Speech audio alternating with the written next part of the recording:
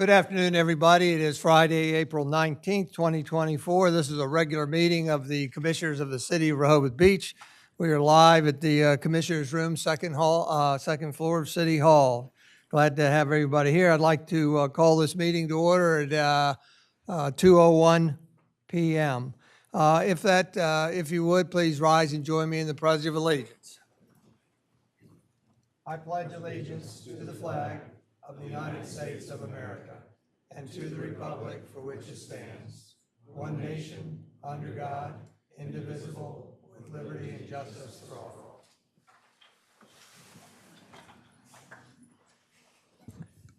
Thank you. We'll start off with roll call. Commissioner Don Preston. Here. Commissioner Tony Sharp. Here. Commissioner Ed Stranowski. Here. Commissioner Patrick Gossett. Here. Commissioner Tim Bennett. Here.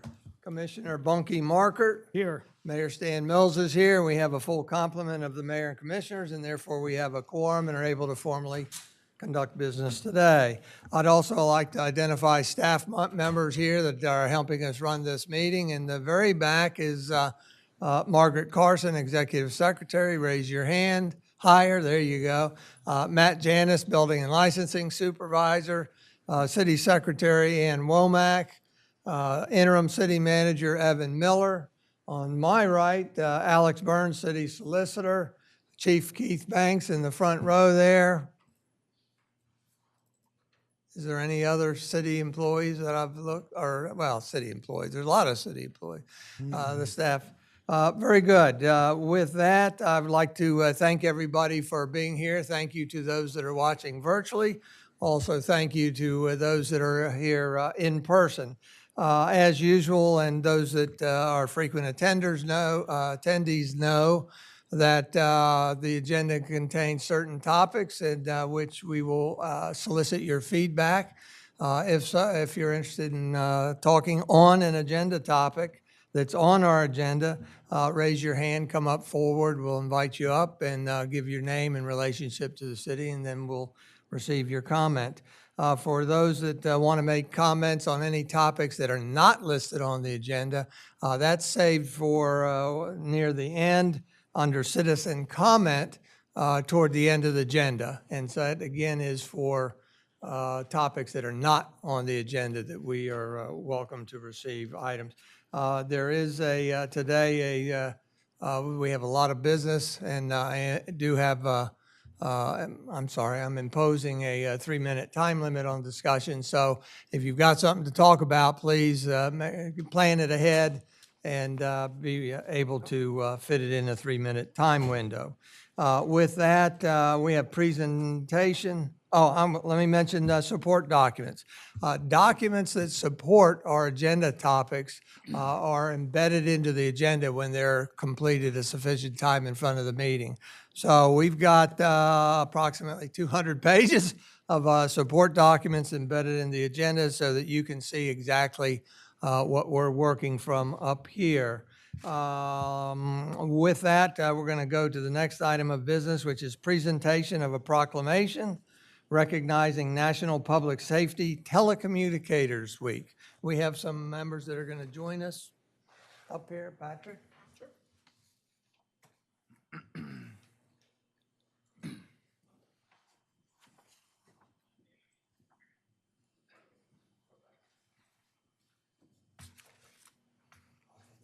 On your side. Patrick's going to go on the other side. We're going to get closer to the microphone. Chief, if you would introduce. You remember their names? I remember their names.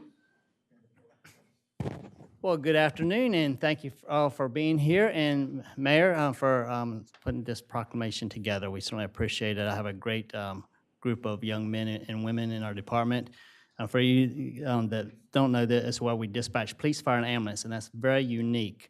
And most of the dispatch centers just do one or the other, do fire and ambulance or police. So we do all three plus a walk-up window. So we're very unique here, and we appreciate all the support. So I have Todd, Katie, and Nick with us today from our communications center. Very good, gentlemen. Thank you for being here. Thank you. Oh, you too. I'm sorry. And here we've got a proclamation. It's entitled National Public Safety Telecommunications Week, April 14th through 20th, 2024. And to save my voice, I'm going to let Vice President Patrick Gossett read it for us. Okay, proclamation, National Public Safety Telecommunications Week, April 14th to 20th, 2024. Whereas Rehoboth Beach Public Safety Telecommunications dispatched 11,529 calls for police, ambulance, and fire services in 2023. And whereas public safety telecommunicators are typically the first and often the most critical contact that our citizens have with emergency services, and whereas public safety telecommunications perform one of the most stressful jobs in America, providing a reassuring voice and assistance at the other end of the 911 calls, and whereas public safety telecommunicators must remain calm themselves while assisting others in stressful, threatening situations, and whereas our citizens rely on public safety telecommunicators as their first line of assistance to ensure prompt responses from police officers, firefighters, and paramedics in order to protect lives and preserve property. And whereas the safety of Rehoboth Beach police officers and firefighters is dependent upon the quality and accuracy of information obtained and relayed by public safety telecommunicators, and whereas public safety telecommunicators are collectively available around the clock, 24/7, 365 days a year. And whereas Rehoboth Beach public safety telecommunicators demonstrate compassion, understanding, and professionalism in carrying out a critical job and duties. And whereas each of Rehoboth dispatchers have played a vital role in catching criminals, putting out fires, and treating the injured. And whereas National Public Safety Telecommunicators Week offers an opportunity to show our appreciation for those professionals and to recognize that our health, safety, and well-being are dependent on the commitment and steadfastness of our dispatchers. Now, therefore, we, Mayor Stan Mills, and Board Vice President Patrick Gossett, do hereby proclaim the week of April 14th to 20th, 2024 as National Public Safety Telecommunicators Week in the city of Rehoboth Beach in honor of those public safety telecommunicators whose diligence and performance help keep our city and citizens safe.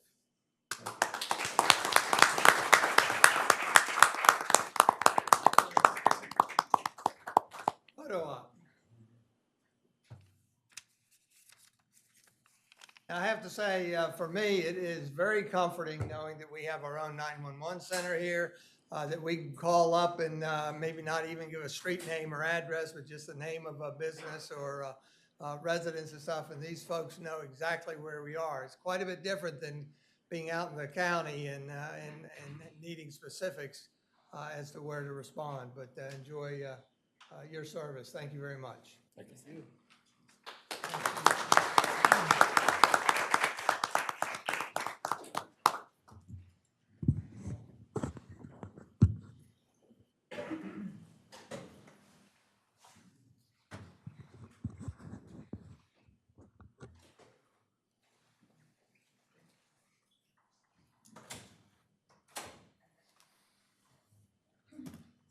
Thank you. And the next item of business is correspondence relating to agenda items. We did receive an email from Mark Saunders. We'll get to that later in the meeting. With that, we'll move to approval of the minutes. There are 8 sets of minutes in front of us for approval today, and I want to read them. Not read the minutes, just the dates. Executive session, March 18th, 2024, March 25th, 2024, April 8th, 2024. Special meetings on March 18th, 2024, March 25th, 2024, and April 8th, 2024. Also workshop meetings on November 9th, 2020, and December 7th, 2020. So with those 8 set of minutes, are there any corrections to be noted? If not, I'll entertain a motion to approve those 8 sets of minutes as noted. Mayor, just one point. I was not a commissioner for the meetings in 2020, so I'll abstain from those. Not sure how you want to handle that. You can feel free to vote because we don't have a quorum of members that were attending those 2020, so we can invite everybody. So if we But- weren't commissioners, we're still voting on them? Yeah. You're not attesting to the accuracy necessarily, but you are approving the minutes, just as they are. So, any other question? Mayor, we are voting on the special meeting of April 8th, 24. Yes. Do you mind if we pause just for 1 second and I ask this Sure. solicitor a question?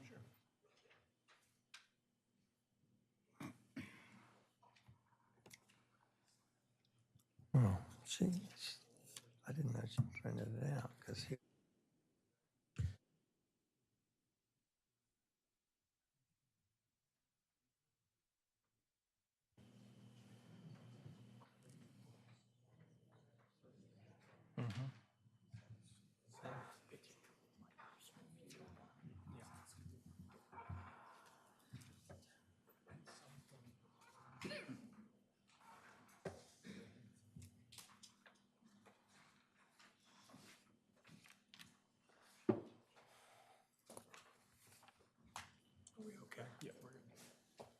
Are we okay, Commissioner Sernowski? Yeah, I'd like to vote on that one separately.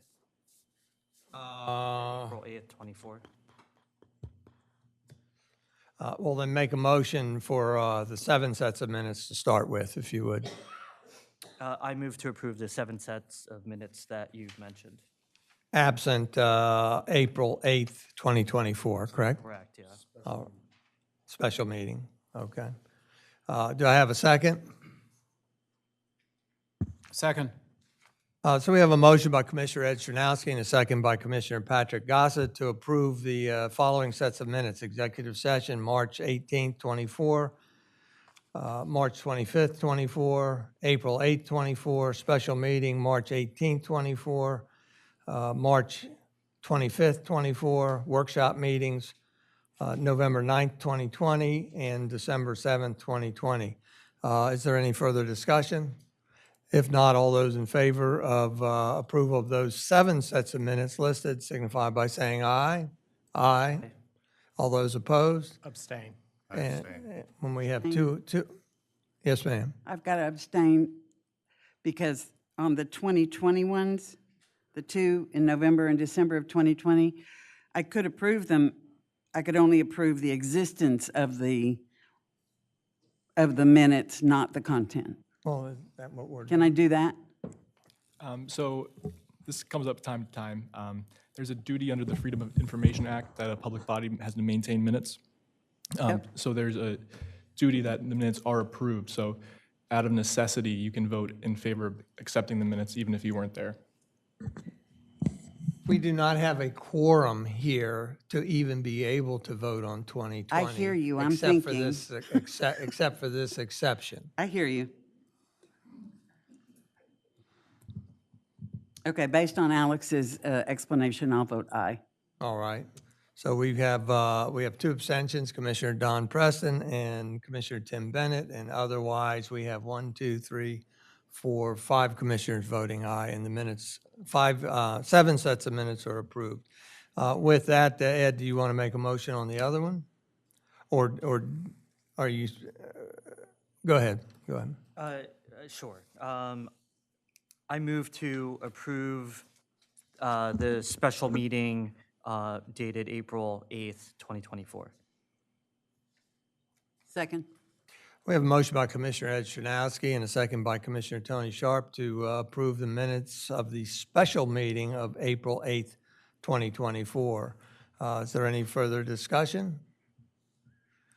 Did you want a roll call vote, or you just have a comment to make, Ed? No, I just wish to abstain. Okay. If you want to do a So roll call, that's we'll fine. we'll do a group vote. All those in favor signify by saying aye. Aye. Ed? I abstain. And you abstain, and with that, we have 6 members voting aye, 1 abstention, and those minutes are approved. Thank you. With that, we'll move on to the next item of business, which is the city manager's report. Evan? Thank you, Mayor. Good afternoon, Mayor, Commissioners, and members of the public. We're generally well-staffed for the upcoming season. Seasonal employees are already on board in the Streets Department with seven laborers, 4 meter technicians, and 1 equipment operator who has been offered the empty full-time position that we currently have open. Seasonal staff in the parking department will generally start May 13th with a few seasonal office staff starting earlier than that.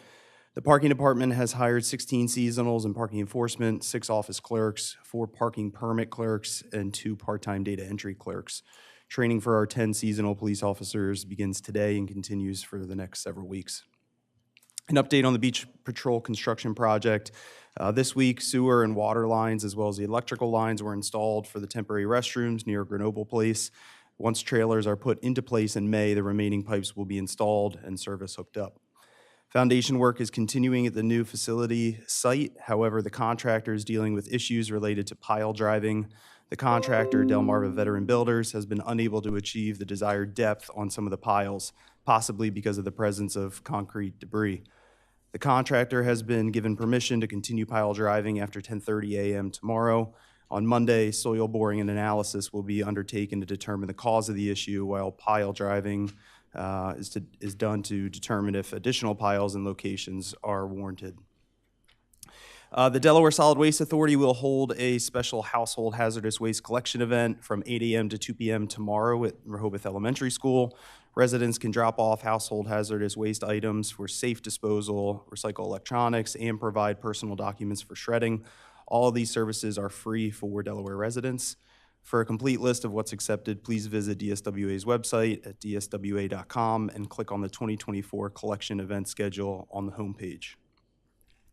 A reminder about the spring bulk pickup. The city's free spring bulk pickup service will take place on the south side of town, including the Schoolview area and Scarborough Avenue Extended, the week of April 29th through May 3rd.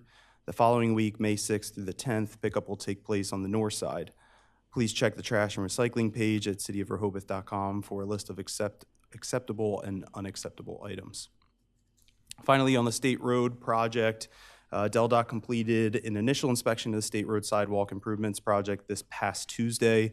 A punch list has been prepared with a deadline of May 17th for completing those necessary repairs. The punch list is mainly comprised of additional topsoil, hot mix, and minor concrete grinding. I do want to mention, included in the agenda as a support document under the city manager's report is an investment report, which is required under the city's investment policy. We're required to provide this report quarterly to the Board of Commissioners. So just to recap on that, our FY 2024 earnings total $1,110,000, roughly $1,110,000. Earnings all years, so that is all the way back until 2022. That would be December 2022, roughly $1.4 million. And then you'll see the maturity dates at the bottom. Again, we have some that have recently come due. The most recent was April 11th, which was reinvested with an expiration date in September. So there are several investments out there with maturity dates ranging from June to September. Finally, there is a street aid expenditure in the amount of $11,529.77 payable to Delmarva Power. Make a motion. Ed? I was trying to pull it up. Mayor, I move that we approve a street aid expenditure in the amount of $11,529.77. I have a second. Second. We have a motion by Commissioner Ed Chernowski and a second by Commissioner Tony Sharp to authorize payment of Delmarva Power in the amount of $11,529.77. Mayor, question. Yes. I've wondered this for some time, and since Alex is here, and maybe Evan can answer this, do these expenditures, are they required to come to us by the charter? I believe so, yeah. I would have to look into that, give you a clear answer on it. It may be under state code. that the requirement for a vote on these expenditures come to you. Street aid expenditures or street aid in general is something that is given to the city of Rehoboth Beach. It's actually given to every municipality, and the amount that is given to the municipality is based on roadway miles that we maintain. So I would venture to guess that the requirement for those approvals are in state code, but I can certainly get back to you. Yeah, it would just, in the spirit of efficiency, if we could authorize the city manager to pay these bills without it coming to the board, that would be helpful. Just, it doesn't seem like it's a good use of our time. Sure. I will look into that. So, Open up this discussion for public comment before you make a decision. no. So we have a motion on the floor and a second to authorize the, You can open it up for public discussion.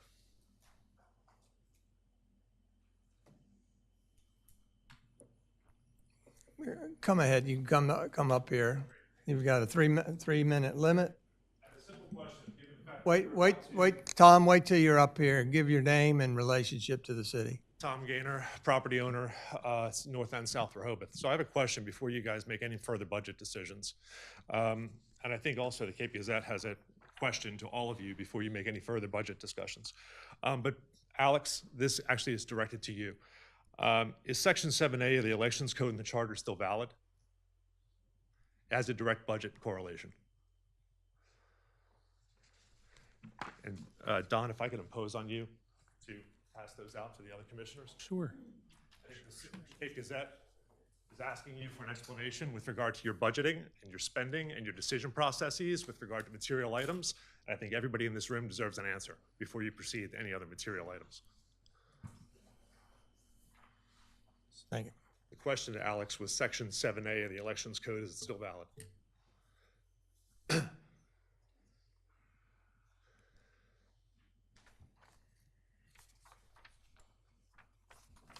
It looks so, but I'll double check. If it is still valid, 5 of you are illegitimately sitting on this board, taking responsibility for 38 million of our dollars. The elections were not held properly for at least 5 of you. I respectfully ask that you cease any further proceedings, given the fact that a quorum of you did not receive a single vote for the term for which you were ostensibly sitting here. Stop any further business, Stan, particularly with regard to the budgeting, the outrageous budgeting, the tax increases, and the bloated budget that you were trying to pass in the next 6 weeks. And I want an opinion from the city solicitor with regard to the 5 of you who did not receive a single vote for the term that you're ostensibly sitting here taking responsibility for. Thank you, Tom. With that, we do have a motion on the floor to authorize the amount to Delmarva Power in the amount of $11,529.77. All those in favor signify by saying aye. Aye. Those opposed, and the motion is approved. Mayor, before you leave the city manager report, can I just make one comment? It's about the construct of our agenda, and I just want to draw everybody, especially the commissioners' attention to the agenda item report that Evan Miller has embedded in the agenda when we finally get to new business today. I've been complimentary of the use of that form before, because what it does is really present to us an executive summary of the issue that we're looking at. And I would strongly hope that in the spirit of efficiency, that we look at having every single item on the agenda lead with what I term an executive summary. Because as you can tell, we may have 40 pages of additional information, but if we could use that summary to really hone in on what are we solving for, what are our courses of action, how we agreed or disagreed, it would be, I think, much more fruitful in moving the discussions along as opposed to trying to slog through a number of pages before you really get to the essence of an issue. So I wanted to compliment Acting City Manager Miller, and I think it is a very good model to follow. Thank you, Commissioner. I would ditto that comment, and also I just want to compliment. I think this is the first time that we're seeing the Treasury bill account summary and the earnings in a snapshot, and just kudos to your leadership and with the finance team. I mean, we've had a fantastic return on that in the past year and a half. Thank you, And the efforts that you took to implement that was great. Thank you, Commissioner. Thank you. We'll move on to the next. I have a question for the city manager. In our last meeting, we had received a report as part of the parking study. It wasn't complete yet, but there were some issues on there regarding painting of lines, particularly on Columbia and Henlopen. And I know we started with the 30-minute spots with the painting. Were we going to have further discussion regarding the other recommendations, or is the city just going to do them? I think you might be talking to Commissioner the recommendations from the parking and traffic study. Yeah, so as the mayor had mentioned in the last meeting, what I am working on is pretty much a framework to approach that study and the recommendations out of that study. Some of the recommendations will be more staff implementation items. So if it's more signage or more clear signage, things like that is more of a staff function. But yes, I am working on a framework that will present to the mayor and commissioners that pretty much highlights each of those recommendation items, and then which items we want to begin talking about sooner rather than later. For example, Okay, so some of these things just aren't going to happen. that very well could be the case. Okay. Yeah. So I think we still have a lot of discussion that needs to happen here at the board level. Yeah, there's but- not a lot that's automatic. Right. It's going to come back in front of us. Okay, all right, thank you. And Evan, I just want to put it in a little bit more homey terminology, that please don't have painting going on a street where we don't know that it's coming, much less the residents of the Oh, yeah. street. No. So we can certainly learn from those experiences in the Absolutely. past. Thank That's a you. nice way of saying it, Commissioner Sharp, thank you. Yeah, I envision it a lot like the preliminary recommendations that came out of the parking and traffic study. So you'll recall that we had a special meeting on that topic. We addressed every single initial recommendation item with the Board of Commissioners and reached guidance really from you all in terms of what you wanted to see done, when you wanted to see it done, and who would complete those different tasks. So I envision the same thing. So a lot more to come on that. And as a follow-up, that also, I've noticed that there have been some type of counting devices, if you will, installed at Rehoboth Avenue. Is that part of the pedestrian study? Correct. So you'll recall that one of the initial recommendations from the Rossi Group was to implement what's referred to as lead pedestrian intervals on Rehoboth Avenue. And those essentially give pedestrians that are crossing Rehoboth Avenue additional time before the traffic signal turns and vehicles start moving.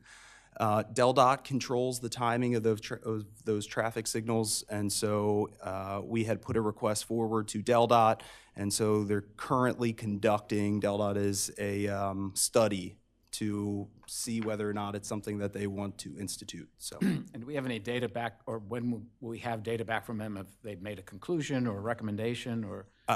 I would have to circle back with you on that. Okay, Yeah. thank you. Walter, you have something you want to say? With a 3-minute time limit. Make sure to identify yourself in relationship to the city, please. Walter Brittingham, 123 Henlopen Avenue. The question about lines on Henlopen and Columbia, there's no street committee having discussed this. And I consider the question that was asked earlier very valid. There was 16 or so pages that Ms. Townsend showed. And I respect the charter and what they say the city manager can do. But it would be really, really nice if you'd be a little bit forthcoming as to what's going to be done and where. Yeah. The ongoing decision doesn't quite cut it. We have an agenda from 2 days ago that was offloaded and said nothing about minutes, and today we have an agenda item. If you didn't pick up the new agenda out here, you didn't know what minutes were going to get approved. Ms. Sharp, you made a comment some time ago that 15 minutes before a meeting, things get changed. So how do we know what to read or what's out there? And as much as we appreciate you putting out the minutes, although it's not quite related to the street thing, you don't know what's happening until just before the meeting and when it comes up. So when you give your report, which we appreciate most of the stuff that you put in there, it's really inadequate. We'll not get into the stuff that's not on the agenda, but the traffic report didn't say what was going on except for the fact you had already started. And they were out there painting, and you've apparently taken on Rossi as people to start doing some of this work, and I don't remember any of that being authorized. Now, you can find a place to get that, but the people have a right to know what's going on the street. Thank you. Thank you, Walter. If I could just mention, Mayor, so again, the lead pedestrian interval and the work with Rossi that we're currently doing was all part of the discussion at the special meeting that we had back in January. Certainly any additional or change in the way that we stripe or paint or anything like that would certainly be brought to this board.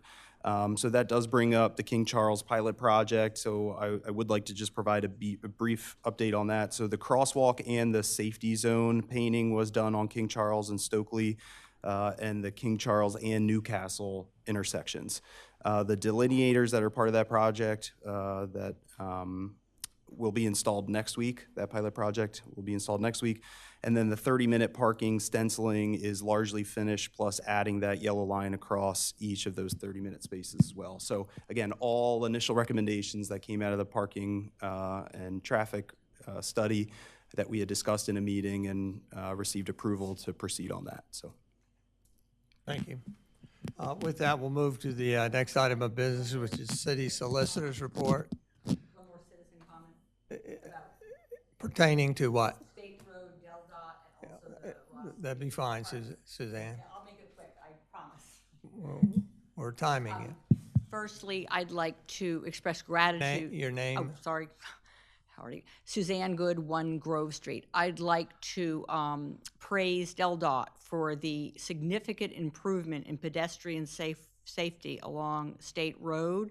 In particular, this involves school children attempting to walk, either unaccompanied or with their parents, because I happen to need to go to a business called Rehoboth Auto Repair, and it used to be just unsettling to walk along there. You were in the travel lane with cars coming around a curve, and I think I don't know the budget that Del Dot spent on that, but it was money well worth it. I would secondly like to say, I think most of you, if not all of you, are aware, I opposed the spending of $200,000 on that Dover Rossi Group study because I felt the Parking Commission and certain city employees and others had for, in some cases, decades, already made reasonable recommendations for which we didn't have to pay $200,000. And now with budget deficits and overspending on various projects and salaries and everything else, I continue to think it was not money well spent. Now that the money's been spent, yeah, there seems to be a lot of discussion of what's going to be implemented first or last or whatever, but just to put it out there that in the future, I think resorting to consultancies should be scaled back. Thank you. Thank you, Suzanne. Rita, Gloria.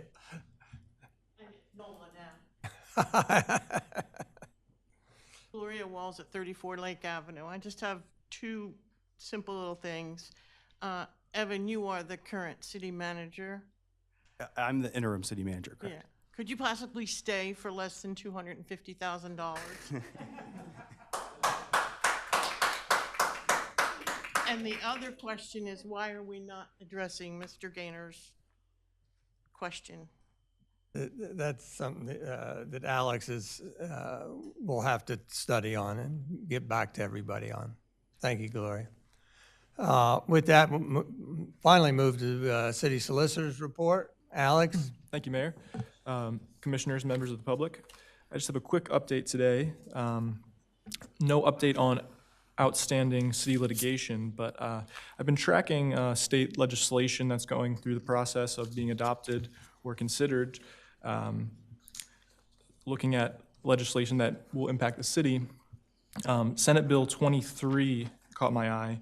I just wanted to quickly touch on that bill because if adopted in its current form, it would have a significant legal impact on the city. And this relates to accessory dwelling units, ADUs. And to be clear, I'm not commenting on housing policy or criticizing the bill, but if adopted, this bill would require every city, all municipalities, all 57 of them, including this one, within the state, would be required to adopt an ordinance allowing accessory dwelling units on parcels that contain single-family dwellings. And additionally, a local government such as Rehoboth would not be able to impose any parking requirements on ADUs. And cities would not be able to impose zoning regulations on ADUs. So you don't have to take my word for it. I've talked to some attorneys, and it's not exactly clear how this would work, but it's cause for concern. So it's Senate Bill 23. I just wanted to bring that to your attention. Yeah, that's a bill sponsor Senator Russ Huxtable. The Delaware League of Local Governments Legislative Action Committee, of which I'm a member, has been looking at that as well as other bills and commenting on them. And the city of Rehoboth Beach is participating in that conversation and telling them that basically our analysis indicates that there are negative impacts on the resort town for that. So we are attentive to that. Any questions? With that, move to departmental reports. All the departmental reports, building and licensing, communications, police department, alderman court are written up. Many pages long. They are embedded in the agenda, so we don't need to spend any time on them today. With that, we'll move Mayor? to... Yes, ma'am. Before you say we don't need to spend any time, No. I just wanted to ask something relevant to the May workshop for the communications report and possibly the police department report. Could we get a little bit of a discussion going on the goals, trends, and the story that Reach Out Rehoboth is telling us? I know that we're getting some metrics that make me very unsettled, being an advocate of using Reach Out. So if we could delve into that a little bit more at the May workshop, that would be helpful. And maybe a brief story or synopsis from the police department. I have trouble understanding where our trends really are, if we are becoming a safer city, a less safe city. What does the story really tell us? I see the numbers, but I think the chief and your team would have some very insightful words that go with those numbers about what we might be facing, if anything, that we need to really be anticipating for the summer season. So no need to answer today, just for the May workshop, that would be great. Thank you. Thank you. With that, we'll move to the next item of business, which is board and commission reports. The Board of Adjustment report and the Planning Commission reports are embedded in the agenda. Parks and Shade Tree Commission hadn't met in, I believe, almost a year, if not over a year. So maybe that's a signal the new revised tree ordinance is working. But regardless, they have not had any cases to report recently. With that, I haven't heard from any committee chairs about committee reports. If you recall, committee meetings are on hold until we finalize or conclude the discussions on the sunsetting committees, and instead instituted a single generalist committee. The exception there is that any committee that has ongoing business is allowed to continue with that. Our liaison reports, Carol Everhart was not able to be here today. Her report is embedded in the agenda, and you can see it there. And with that, we'll move on to liaison reports for the Historical Society. No, because that'll be its own agenda topic, Tom. And in fact, it's on today. Is it on today's agenda? It'll be on the May workshop agenda. And Mayor, just let me add, on the May workshop agenda, we will land the plane on this committee discussion. Okay.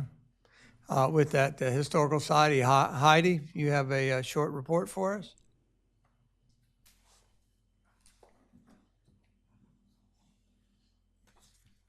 Right back at you. Identify yourself again, if you would.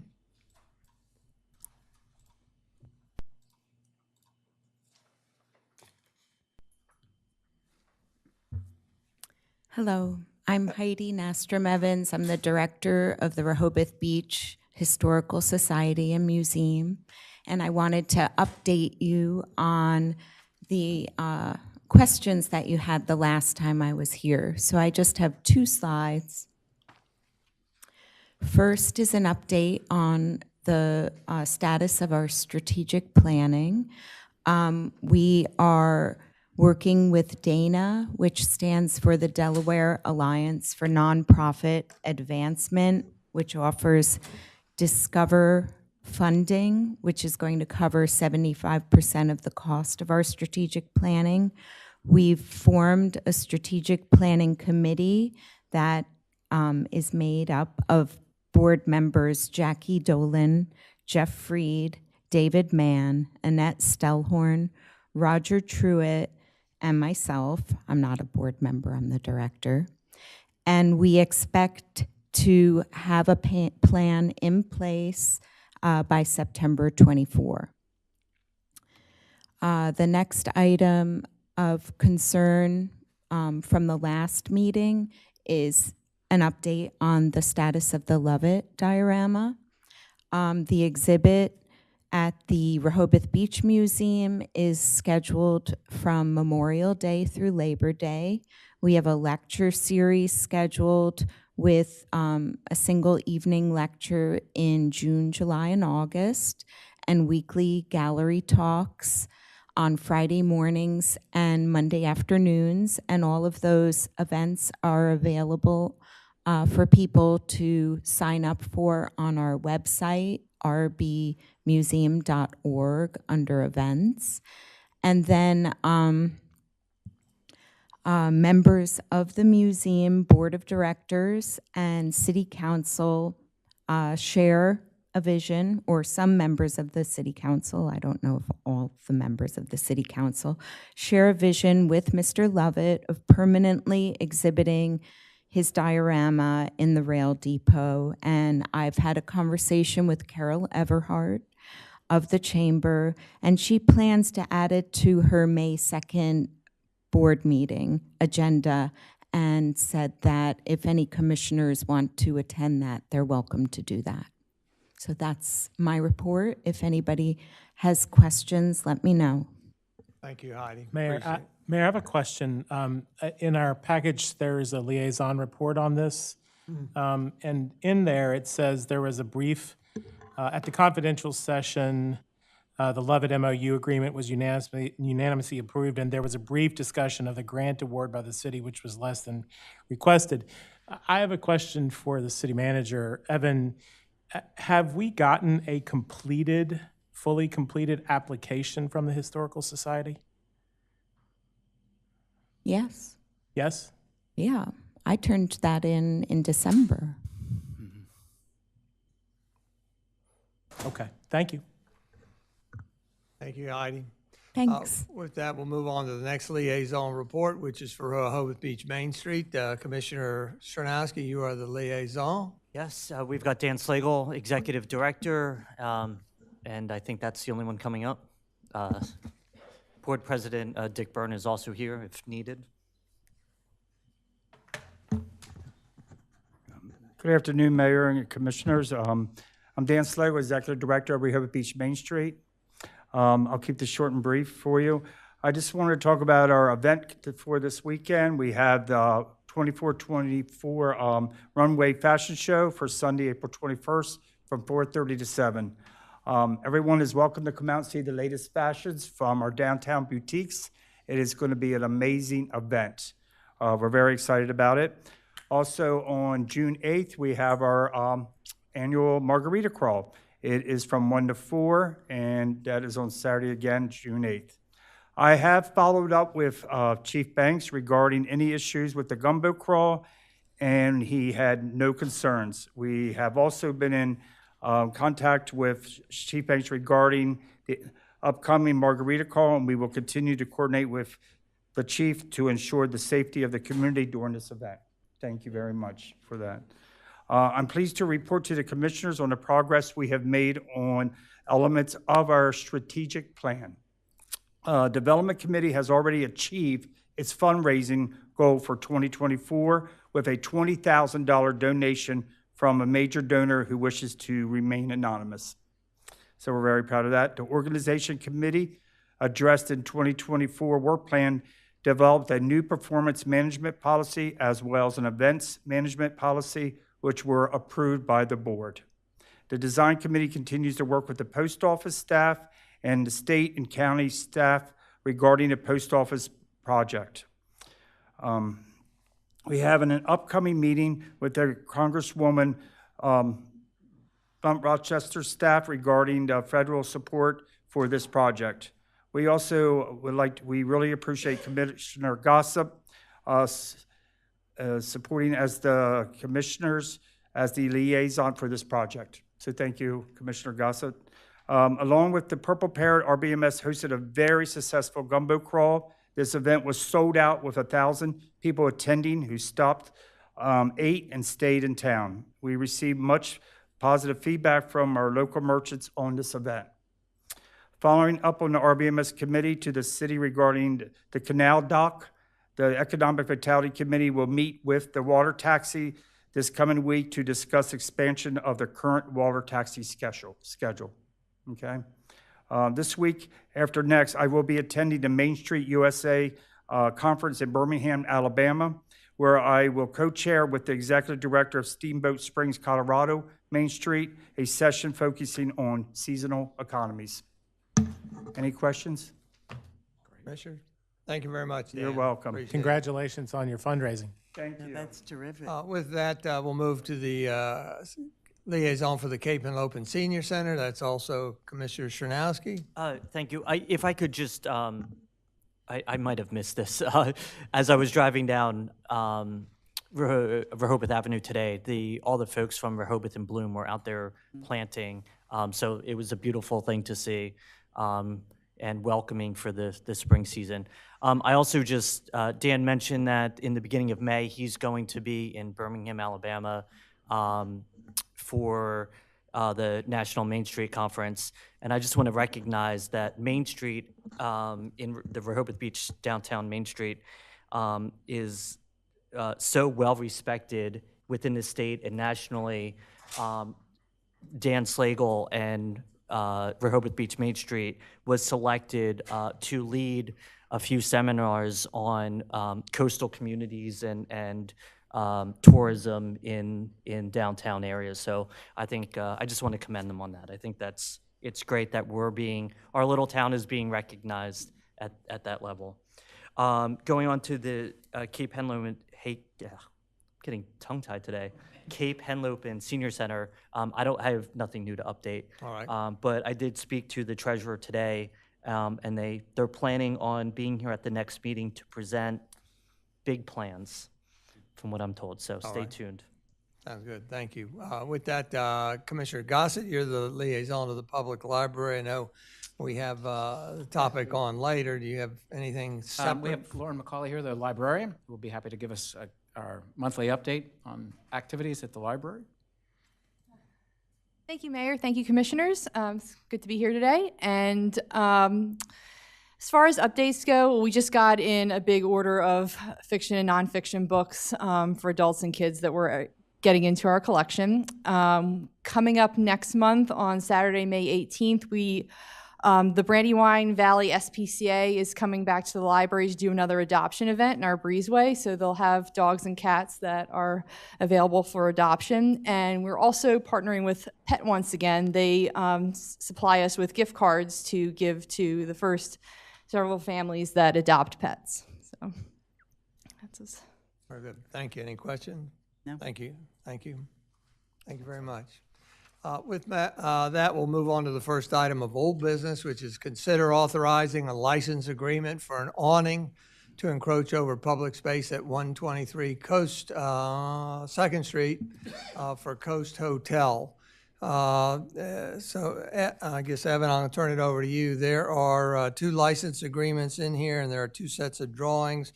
If you could maybe give a little explanation, or Alex, whoever's going to take this over. Sure, thank you, Mayor. I think the whereas clauses pretty much address the history of this request. So again, it was about a year ago now, Coast Hotel approached us and received a license agreement for an awning on Rehoboth Avenue. They received approval for that awning, and at the same time that they presented that request to the Board of Commissioners, they also indicated that they were preparing to submit a second request for a second awning, but they weren't prepared at the time to do so, and that they'd be coming back at a future meeting. That future meeting is today. It was introduced actually at our last meeting, which was the workshop meeting. I had indicated some of the changes that I was going to make to the license agreement, mainly that change would be on lines 16 through 20. The license agreement that was in the workshop meeting agenda addressed the first awning and how it was yet to be constructed. So we've changed that language that it's the second awning that, again, they are before us requesting to construct that encroachment. Finally, just the numbering of the paragraphs. There were 2 number 13s for the paragraphs, so that's been changed for paragraph 13 and 14 on lines 82, also on lines 96. Again, the license agreement is virtually identical to the original license agreement for the purposes of just keeping record of what's transpired. Mayor, you had mentioned that there's 2 license agreements as support documents. Those 2 license agreements are the original license agreement that was executed, and now this second license agreement, which is now would be authorized in place of the original license agreement. So rather than track 2 different documents, we want both encroachments on one document, and that's what this license agreement does. I think Vince Robertson's here to ask or answer any questions you might have. I do want to mention that there was a question at the last meeting about the signs for Coast Hotel and Sirocco Restaurant. So I did confirm with the Building and Licensing Department that permits were approved and closed out for both those signs. They are in compliance with the city code. And again, Vince is here to answer any questions you might have. All right. So we, looking at the screen, we've got the one awning on the westerly side here that we approved last time. Right. And the new proposal is for the white colored awning here. That's what, 50-some feet long, I think. And so now dissolving the license agreement for this one only, it's going to be a single for the entirety of the both That's correct. awnings. I don't have any questions. This was the second time we've looked at this. Vince, you're welcome to come up and say something. I would suggest it be brief because I don't think there's any objections. Well, Vince is coming up. If I could just add Yes. some brief context here. In chapter 102 of the city code, there's a requirement that awnings encroaching over municipal property within the municipal boundaries have to come forward to the Board of Commissioners for a license agreement. So specifically, 102-28 requires a property owner, before constructing an awning, to come before the Board of Commissioners and get a license agreement. So just some context. The only thing Vince Robertson of Park House of Swayze, I was just hoping to come up and say thank you. So I'll keep it that brief. Any questions of Vince before we let him sit down? I don't have any questions. My only comment is I think in this example of dozens of pages here, what would have been great to precede the request is the agenda item form that would have just summarized very quickly for us what is going on, the background, the options, and it's just the executive summary for this. And I'm going to keep banging that drum on every single opportunity I get because I think it would be a lot easier for the public to slog through all of this and try to figure out if they have not been privy to previous discussions, exactly what is going on here. Absolutely. Thank you. Thank you, Commissioner. Who, Anybody else? Who's signing the Who's signing it? Is it being executed by the mayor or city manager? The mayor. Mayor. Mayor, I move that we approve the mayor to enter into a license agreement with Coast Hotel. Second. We have a motion by Commissioner Ed Stranowski and a second by Commissioner Tony Sharp to authorize entering into a license agreement. I'm going to insert dated 19th of April, which is today, between the City of Rehoboth Beach and Rehoboth Hotel LLC. Is there any additional discussion? Just one point of clarification, if I may.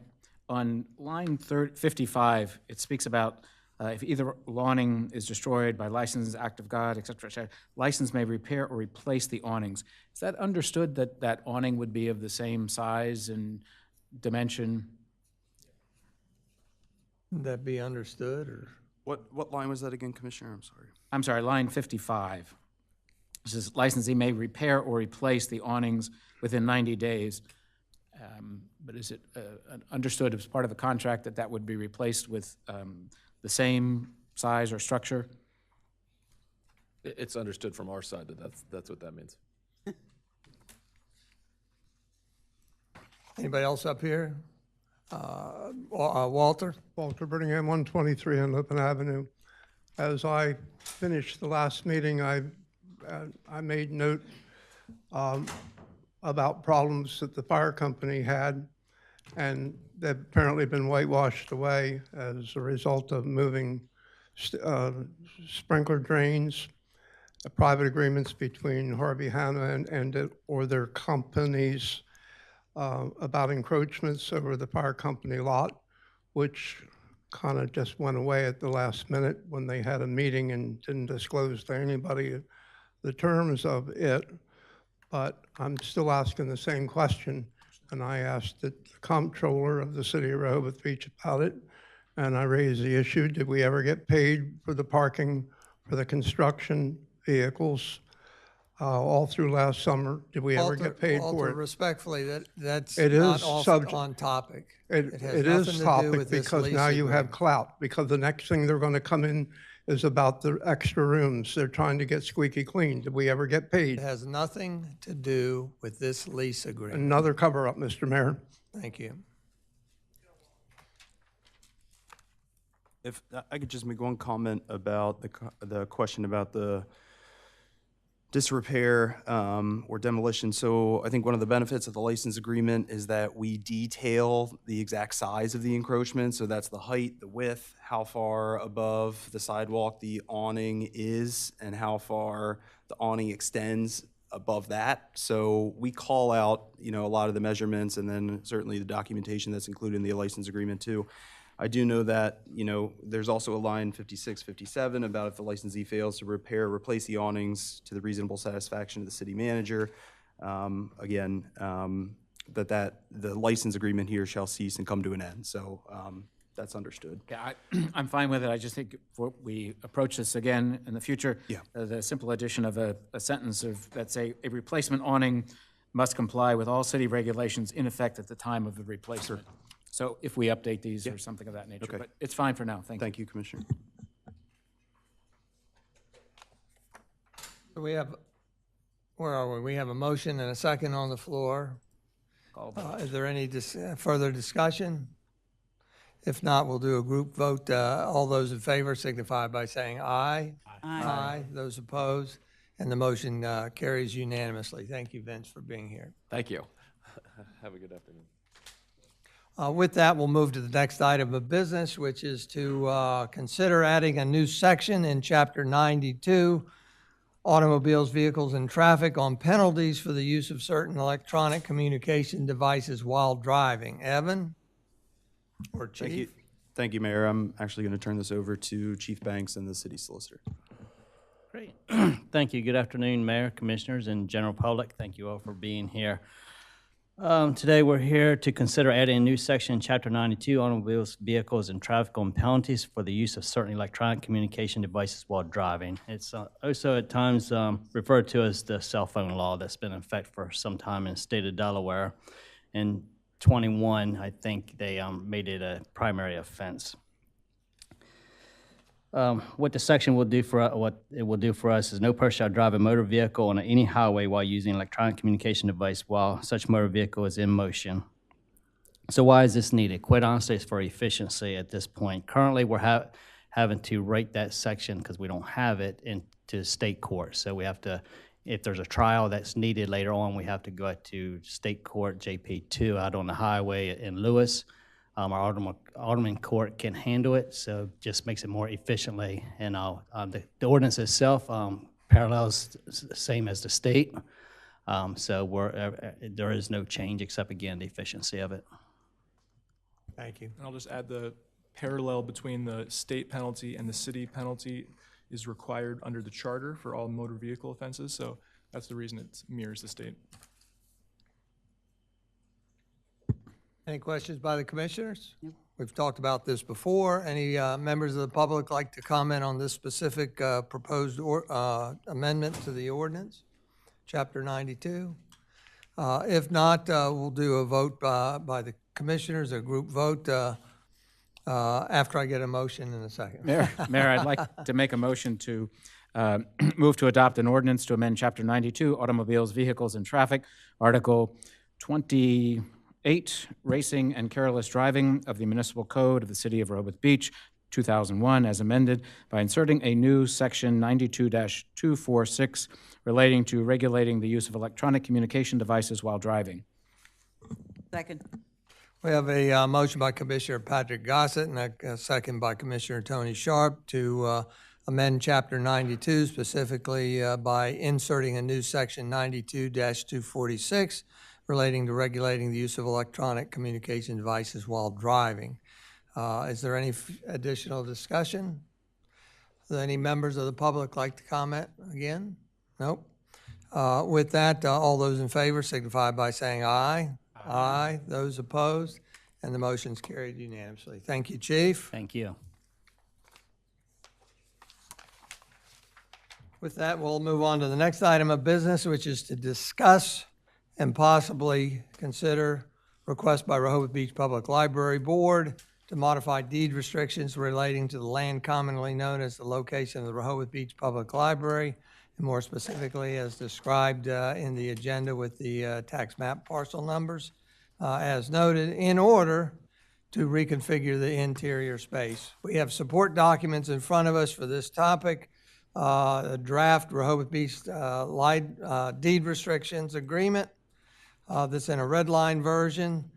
We have a library lots diagram indicating that the library currently is sitting on lots 72, 74, 76, with lot 72 being the one closest to the ocean. 74 lot is in the middle. Lot 76 is the westerly lot abutting Summer House Restaurant. We also have a second draft alternative version for Rehoboth Beach library restrictions. I would ask next time that the author of these documents better describe and identify the differences there. The front page is almost exactly the same, so it's hard to tell which is the alternative and which is not. So we have two versions here. Let's go with the original version. If Alex, if you would give us an explanation of maybe where we were last time and what the changes are for, I'm calling the Alex Burns version. And then after that, we'll have Don explain his Commissioner Preston version. Sure, thank you very much, Mayor.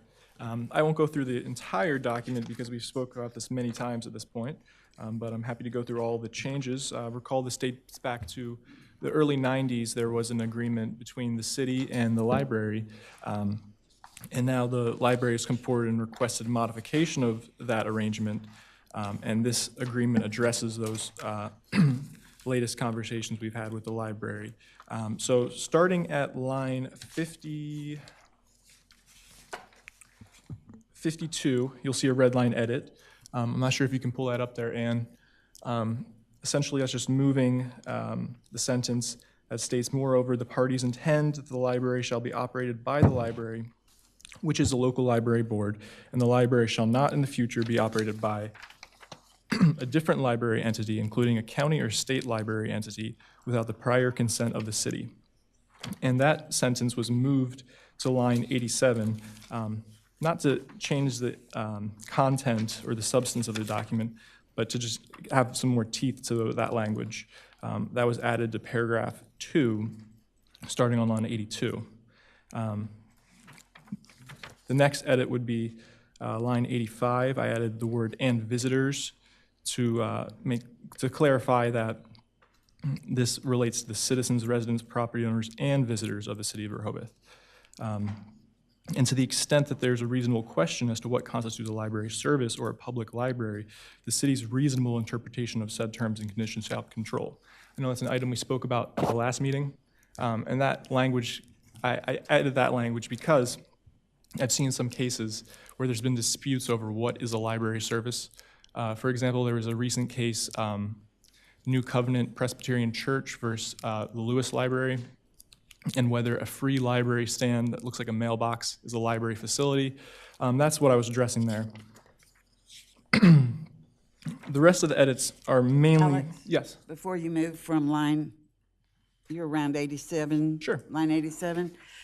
Just for me to be consistent, I've asked before the use of the term intend, that the library shall versus guarantee, that the library be operated.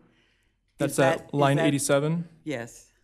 Or Moreover, the parties intend, and I brought this up several times before. I don't know if it's important in here, but it smacks of the same thing I've been obsessing about for some time. Yeah, that can be revised. Instead of intend, we can just say the library shall be operated by the library, not that it's intended to be Thank operated. you. Yep. And the majority of the remaining edits are mainly to add clarity. You'll see on page 6, there's several red line edits. And the intent behind those edits was to clarify that the city may enforce these provisions multiple times if lots 72 and 74 are sold in separate transactions, just that the city can come back the second time and enforce these provisions.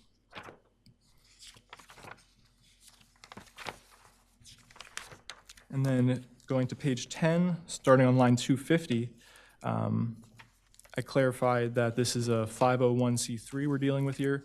You may recall the 1992 agreement referred to the stock of the library, but this is a nonprofit 501c3. So I just wanted to clarify that. And those are the primary edits here. I'm happy to speak to the content at greater length, but I know we've talked about this before, so I don't want to go overboard. Well, we've got a lot of new people here, so I would like you to briefly go over the intent of, the intent of all this. Sure. You know, the library is in their particular layout now, and if you could just reiterate what this does Sure. to allow them to flip-flop, if you will. Absolutely. And would it be possible to bring up the diagram? The lot. See this? See this? Here's my mouse. Your lot's the last document. That's right.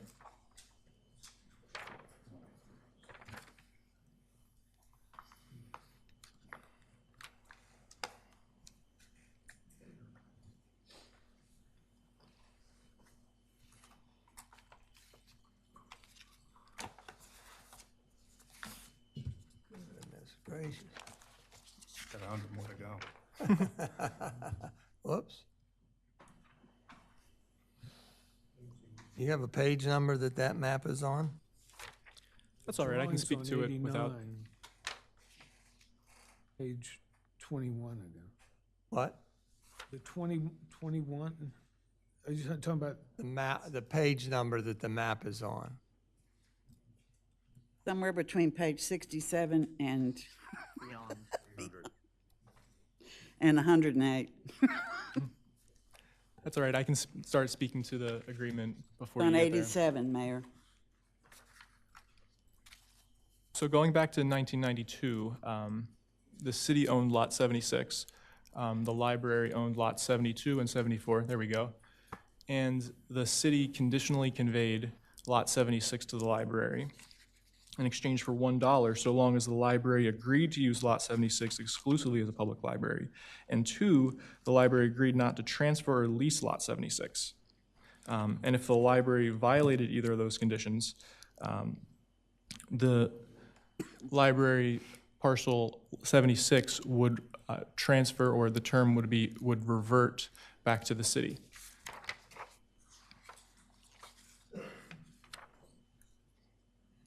And additionally, if the library, under the previous agreement, the 1992 agreement, which still stands today, if the library wished to sell lot 76 and 74 and 72, the city had the option, and still does have the option, to purchase the lots at market value, reduced by the value of lot 76, including the improvements on lot 76. And if the city does not exercise that option, the library can sell lot 76 and lot 74 and any other adjacent lots, and the library would pay the city the value of lot 76 and any improvement on lot 76. So that's the basic idea of the 1990s agreement.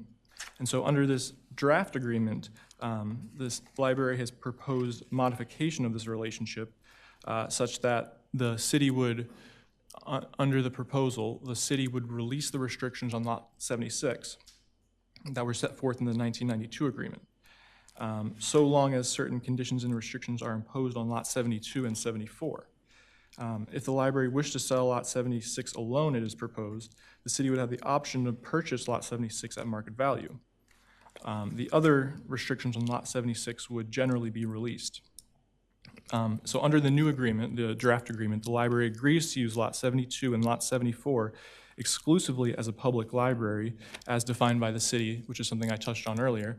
And if the library fails to do so, lot 72 and lot 74 and all improvements thereon would transfer to the city in exchange for $1.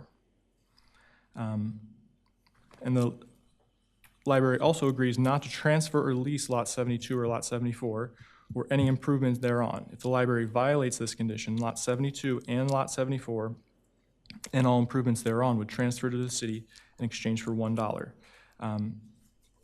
So those are some of the basic terms of the agreement. I'm happy to speak to them more. I think that's fine. But that, Don, does this serve as the foundation for Don's amendments? Do you want to explain what your amendments are in your document? Well, I'll explain the spirit of what's here, and then Alex can take you through the actual language if you'd like. So from the beginning, for me, this has been a discussion about land and about swapping land, and not about the essence of what we have all assumed is a public that wants a library. And I've said in, I think, every meeting that for me, if we assume that our public wants a library, we should be talking about the substance of a library also when we talk about the swap of land. It does, at face value, I accept that this looks like a great deal. We're swapping one lot for two, and the future value of two lots will be greater than the value of one. Let's just say that, take it at face value that that's a fact. And I also accept that the library today, the library board today, intends to run this as a library. But just like in 1992, when the mayor and the commissioners decided to impose deed restrictions on the land, not knowing what the future might hold, I think that it's important for us to outline for the future that we don't know about, that we want this to be run as a library. And so I asked the attorney, the city attorney, the city solicitor to, if he could, to draft some language that would protect us to be sure that the assumption that we have made, that our public wants a public library, a bona fide public library, that in fact we retain that. And that this not just be about a land swap. And so the language that he has put in here, I believe, captures the essence of the spirit of that. We can talk about the details of the language, and perhaps there are some changes that could be made, but for me, this is about protecting the essence of a public library. Don, I calculate lines 231 to 272 are the new amendments that you added in there. That's right. To Alex's version. That's right. Since this is the first time the public's seeing this, would you be able to just do a one-sentence summary of A, B, C, D, and E? I believe Alex is prepared to do that, yes. Sure, I'd be happy to. Alex, can you also just confirm that the draft agreement and the draft alternative agreement are one and the same, with the exception of Section 4, other obligations is an add-on for the alternative, is that? That's correct, Commissioner. Paragraph 4 is a new paragraph in the alternative version. That's the only change. And I'm happy to quickly run through these changes. Yes, just if you can summarize them rather than read them, if you can. Sure. So paragraph 4, other obligations. I won't read the whole thing out, but the subparagraphs, there's a repair and maintenance requirement for the library to keep the structures on lot 76 and 74 in good order and condition, and make repairs as determined necessary by the city. Subsection B, the city is allowed to inspect the structures on lot 72 and lot 74 under this proposal to make sure that the structures are in good condition. I use some language directly from the charter referring to obstructions and nuisances because they carry some weight to them for other reasons.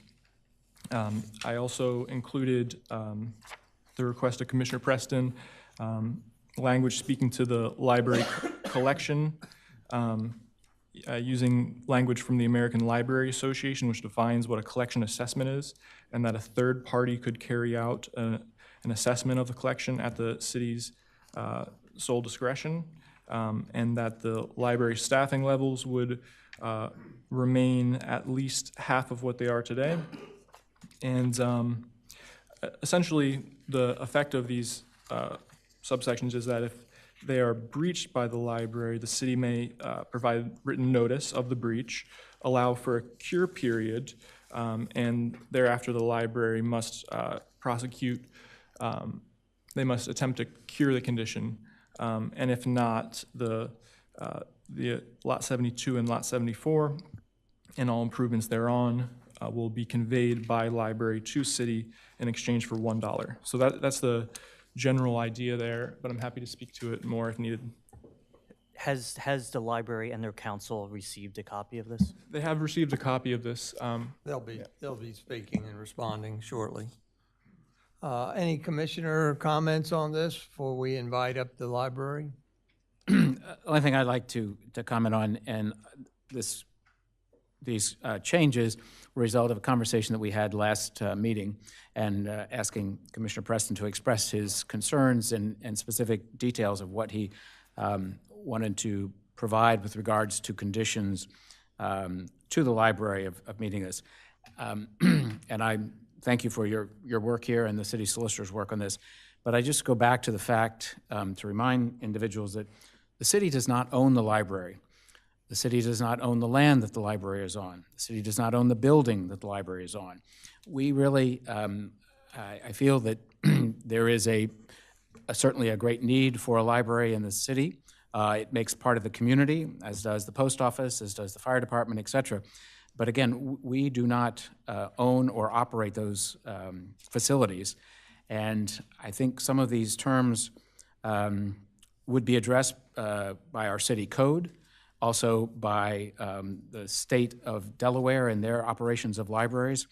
So I think this is a little bit overreach in that regard, but I understand your concern of how to try to accomplish these things.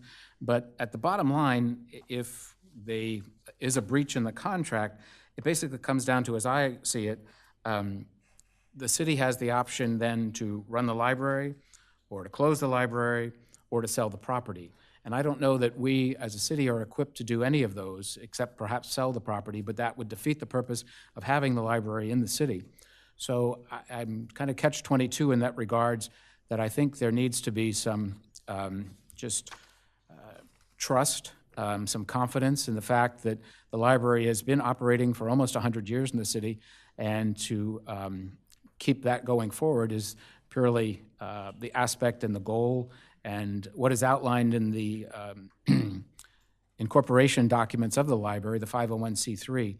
So I just feel that this is a bit of an overreach on our part. But I understand your concern, but I think it can be addressed in other ways. Thank you. You want to respond, or? Sure. Why don't we hear from the library's reaction to this first?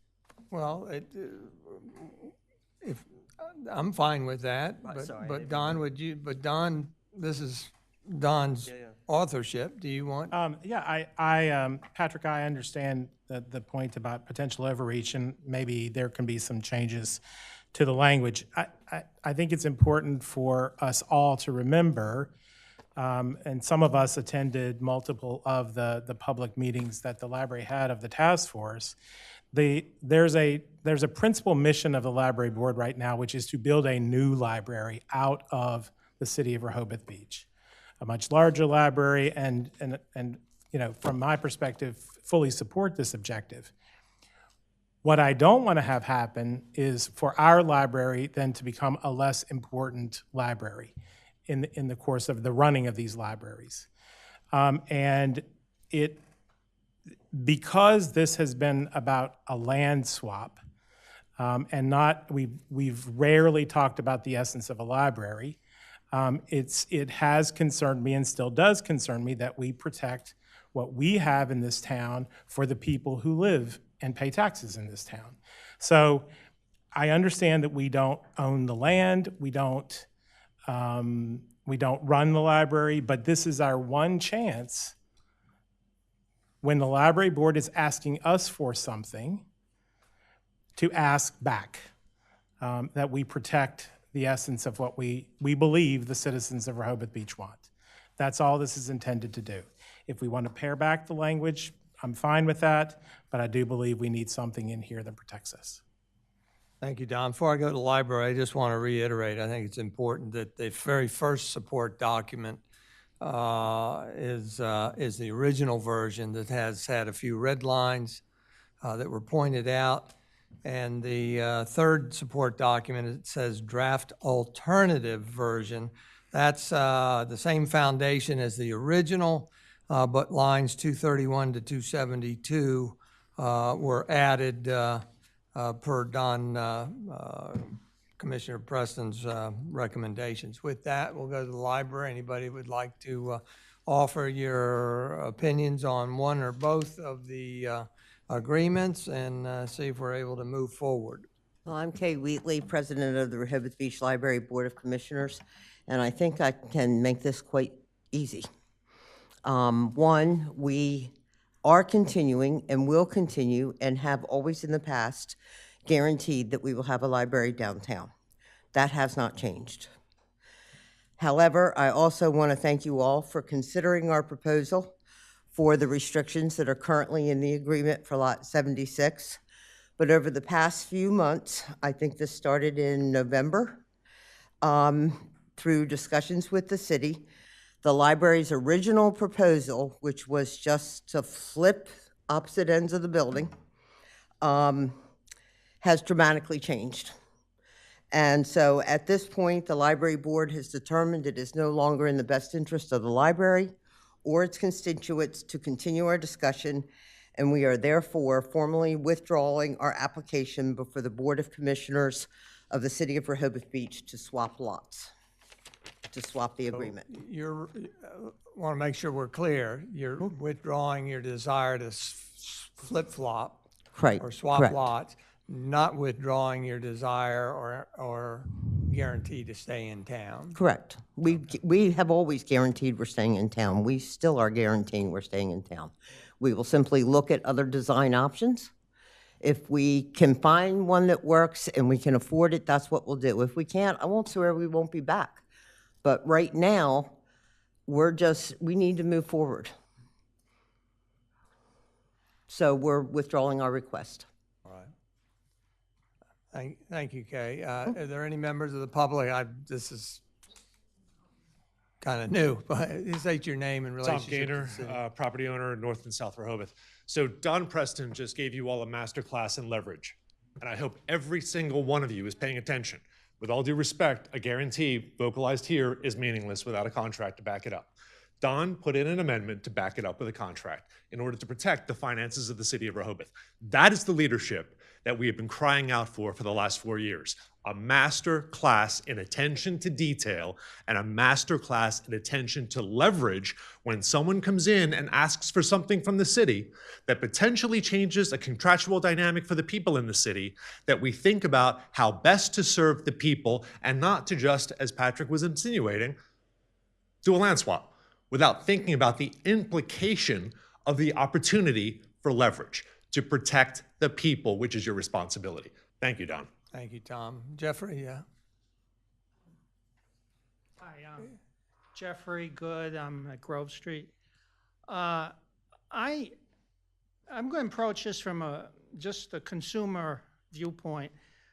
I use the library, and I like the library, and I know the city has spent hundreds of thousands of dollars over the years. I think $80,000 a year, maybe. I'm not sure. And I don't really feel this library of ours has treated us in good faith. It's an old story. They made this move without most of us knowing. And here again, they're changing the parameters again on us. So this idea of trusting one another, I don't trust them anymore. I don't hope you guys don't trust them anymore. And we should just do what's best for the city and not just go along because they want to swap the land. We didn't ask them to swap, they asked to swap. So that's my only comment, that to beware of what they're asking, or not asking us. All right, anybody else? Jay?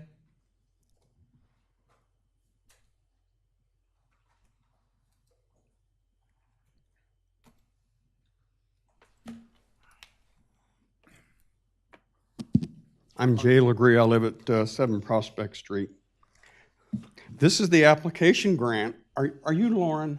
I am Lauren. This is the application grant that Lauren's 103 pages that she filled out to ask for $75,000. Not one word in here about the Warrington Library, not one word in here about the future of the Rehoboth Library, except as it pertained to the $75,000. And there was one question in there about funding, and other than that, there wasn't much. This was just to fund their need for labor. And I'm looking for this thing, trying to find out what their strategy is, what their plans are going forward. I'll bet none of you have read this thing. There are 990s in here, and it tells a lot about the library. This, I remember at the last meeting, Commissioner Gossett was saying that this was a private organization. They could come, they could go, they could leave. Maybe so. This is a public funded organization, at least they tell the IRS that. And their top 4 funders are this county of Sussex County, $254,000. The second highest was, I think, the state of Delaware, and I added that up, it was like $92,000. Rehoboth was giving them $75,000. They were counting on $50,000 from the Friends of the Library. This is, if anything is public funded, this fills the bill. So yes, it's not a corporation. No, it's not a municipality. It's a 501c3, and it lives by funding.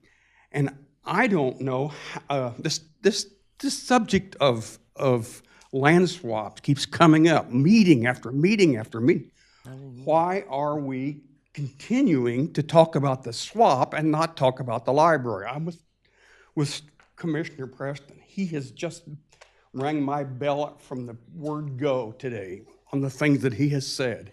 And why have you not been planning, been moving ahead, been having design, been having all the things? I have been involved with multi-million-dollar projects, and there's a bunch of stuff to do. Oh, yeah, we do. And why are we waiting to get this land swap before we go on with the Warrington Library? I know they say they have funding, they say they're going to go forward with it, but man, it is a challenge. It is a lot of money, and the photograph you showed was not the same one you showed last week, but the photograph of the footprint of our proposed library. How accurate are those lines on that photo? Are they accurate, the lot lines? Because if they are, you're going to have one hell of a time demolishing or renovating that building. I'm sure there's a place in there where you can cut through, but it sure doesn't show on that overprint. I think you're looking at millions of dollars just to demolish, to renovate, to put all new infrastructure in. And I want you to tell me, and I'm sorry to be talking to them, that's not my... Right, wrap it up. I would, hey, I'm public. I can linger a little bit longer if I need to. I can remind you of all the things you've said. I can impose 3-minute limits, Jay. Please respect the chair. Say again. Please respect us up here. I can impose 3-minute limits. You can do that if you want. You can do that if you want. Point of order, Mayor, you've, at the beginning of this meeting, said you were imposing 3 minutes on everyone and every topic. Correct. Okay. I want to know why they haven't funded their advance, why we don't know what they're going to do. All we know is land swap. Thank you, Commissioner Preston. I appreciate everything you do. Thank you, Commissioner Sharp. I appreciate everything you do. And everybody else, for Tim, I don't have a presentation to make. So there you go. PowerPoint today. Yeah, no problem. Thank you. Anybody else? Thank you very much. Thank you, Kay. Thank Can you, I Lauren. We're sorry just to- make a couple clarifications? Sure. One, you guys several of you have portrayed misinformation. I'm not going to get into it. That's one reason we're withdrawing our request for the land swap. We had started the design, and we were asked to hold up on it until we knew it was doing it. We thought it was fiscally responsible to not design something that we didn't know whether or not we were going to be able to do. We have already authorized the architect to consider doing the whole building. I don't know where you're getting it from that we're tearing something down. We aren't planning and have never planned to tear anything down. Personally, I don't see the difference in the library having 2 locations, one downtown and one out of town because of traffic and the population that has grown west of Route 1 any different than I see the fire company having 2 locations. There is no intent. There is no, I don't want to use the word intent. There is no, whatever the other word is that guarantees it, to favor one library location over another. As my mom used to say, action will prove louder than words. So I'm going to quit talking and just say, keep watching, and I think you'll be happy with the end result whenever it happens. Thank you. Thank you. Thank you both.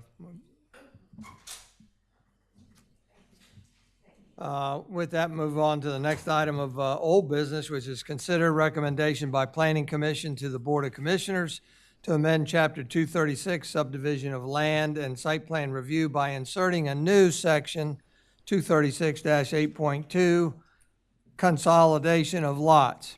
If you recall, we've talked about this before.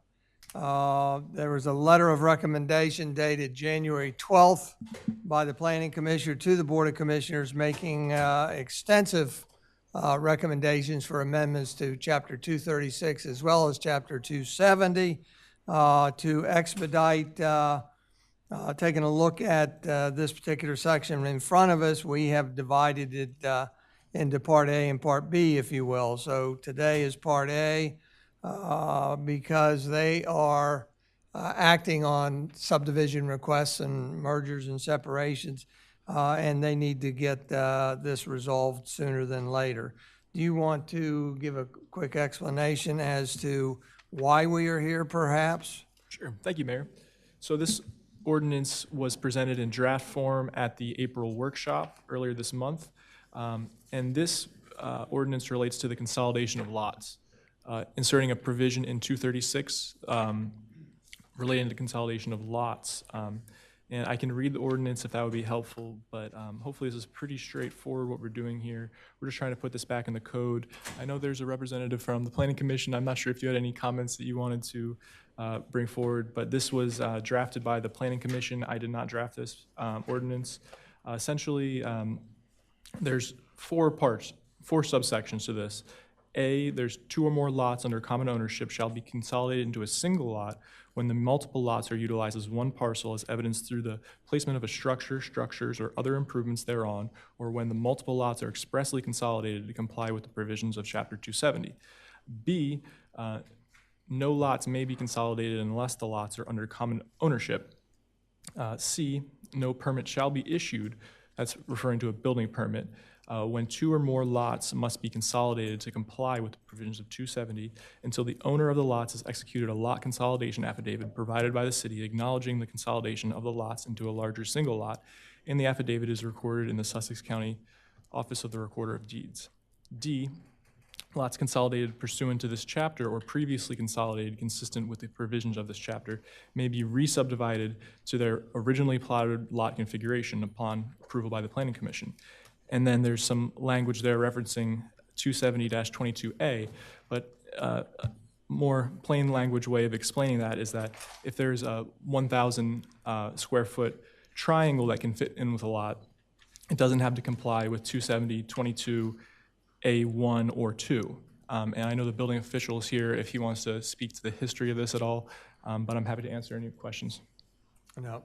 So essentially, the content that's being inserted into 236 as a new section 236.8.2 was originally in Chapter 270, the zoning thing. The last time the commissioners made a reference to this, they, I guess you could say inadvertently, pulled this out of 270. The Planning Commission in their review of 270 and 236 found that it was absent and needed to be put back in. They made recommendations, however, to rather than put it back into Chapter 270 verbatim, they wanted it put in instead in Chapter 236 with probably 5% changes. There were some wordsmithing and a couple things changed in it. So that is what was before you.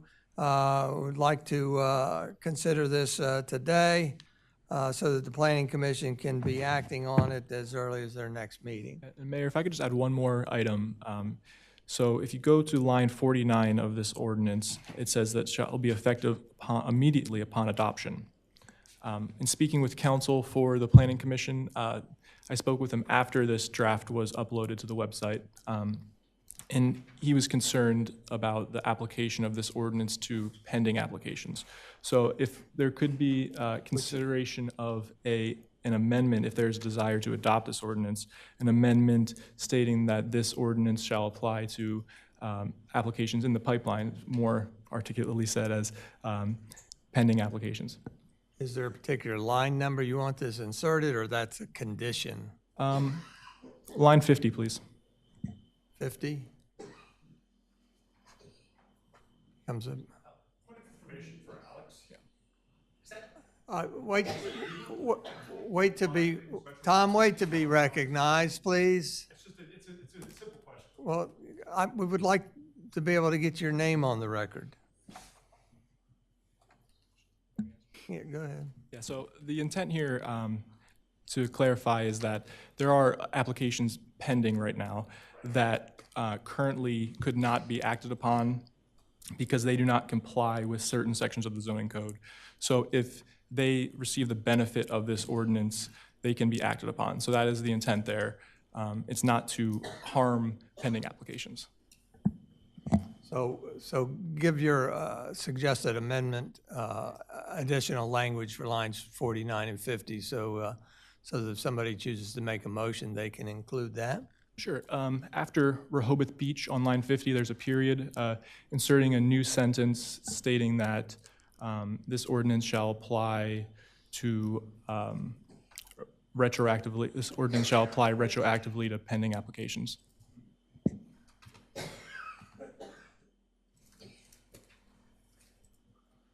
The this ordinance shall apply retroactively to pending applications. Mr. Mayor, just a question for council. I understand the intent. Do we achieve the same effect if you say it's effective on the date of adoption? That's what it currently says. Since yes, I know. Commissioner Chernowski said that's what it currently says. Yes, I know that.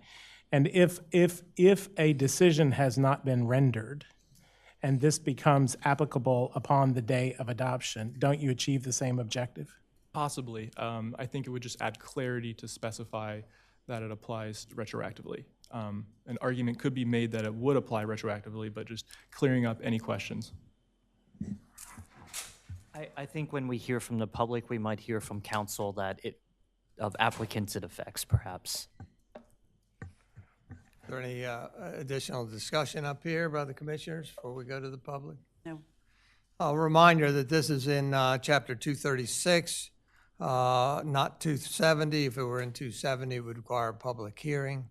And yet, we would like to hear from the public. Is there anybody who would like to offer comment on this? Vince? Is this on? I think it's on. Okay. Vince Robertson, Parkhouse Swayze. A little more to say than just thank you like last time. But we are in support of this. I represent one of the applicants that's caught up in this. I think it was a situation nobody really realized existed until we got into the Planning Commission. This cures it, and I would like it to be applied retroactively. I don't think that's that big a deal because there's only 2 applications that I know of that this would affect. Anybody applying in the future, would be governed by this, and I think it's an improvement anyway. It's not limiting anybody's rights. It's sort of clarifying rights that previously existed in town. So, thank you. Thank you, Vince. Anybody else? Fred?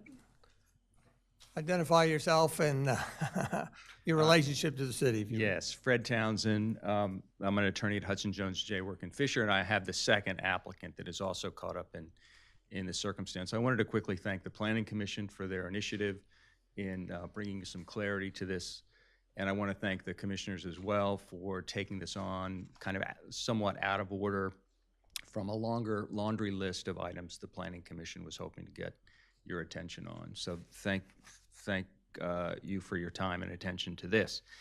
I think if this initiative were in fact diminishing the property rights of either pending applications, of pending applications or anyone who had any kind of an initiative before the Planning Commission, then whether it could be applied retroactively would be questionable.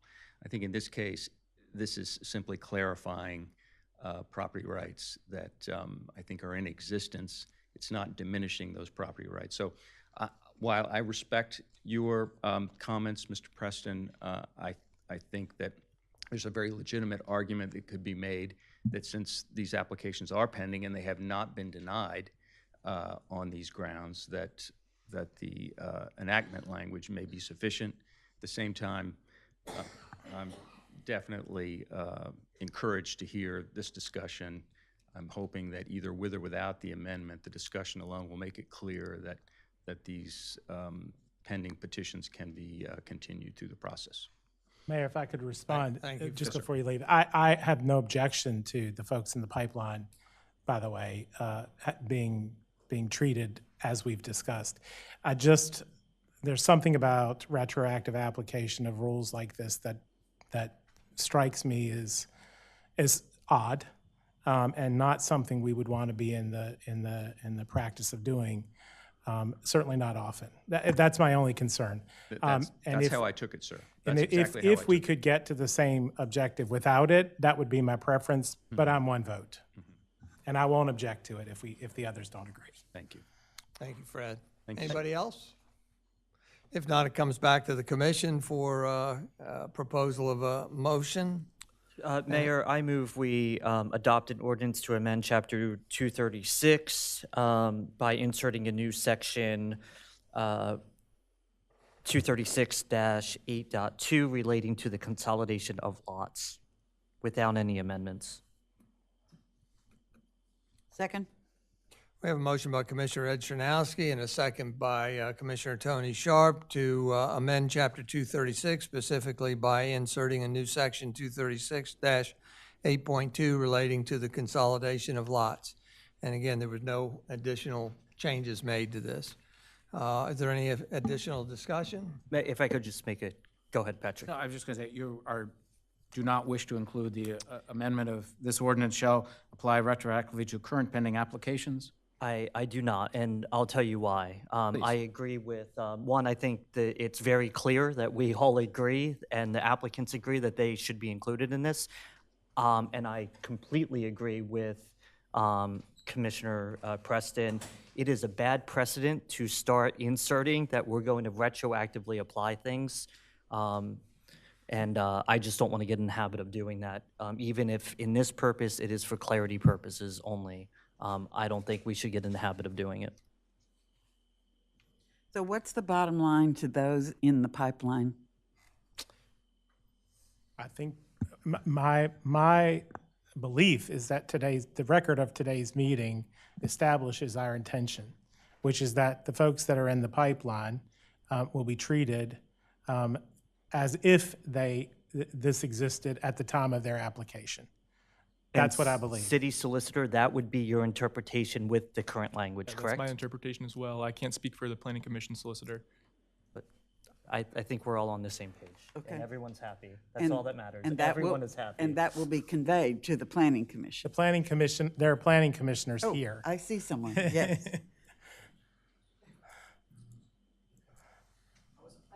I'll speak to say thank you. Yes, that is certainly, that would be my feeling as well. Susan Gay, Vice Chair of the Planning Commission. And yes, that with or without the language, but certainly the clarification for the record that it applies would be my feeling as well. So thank you.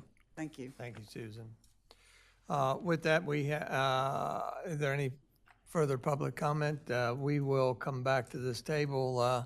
We'll try a group vote. All those in favor of the motion signify by saying aye. Aye. Aye. Those opposed? And the motion carries unanimously. Thank you very much. Thank you, Susan. Tell your planning commission, thank them.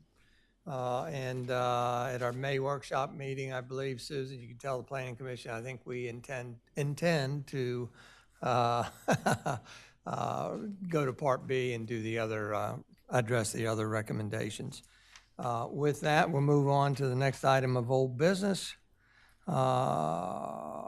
Actually, it's the first item of new business. A, discuss proposed amendments to city charter, including but not limited to city manager section, assessment of taxes section, enumeration of powers, two subsections there. Alex, can you give us a brief review of what it takes to change a charter? And yeah, go ahead. Sure, be happy to. Thank you, Mayor. So we would, if there was a desire to amend the charter, there would be a collaboration with the state representative representing Rehoboth Beach.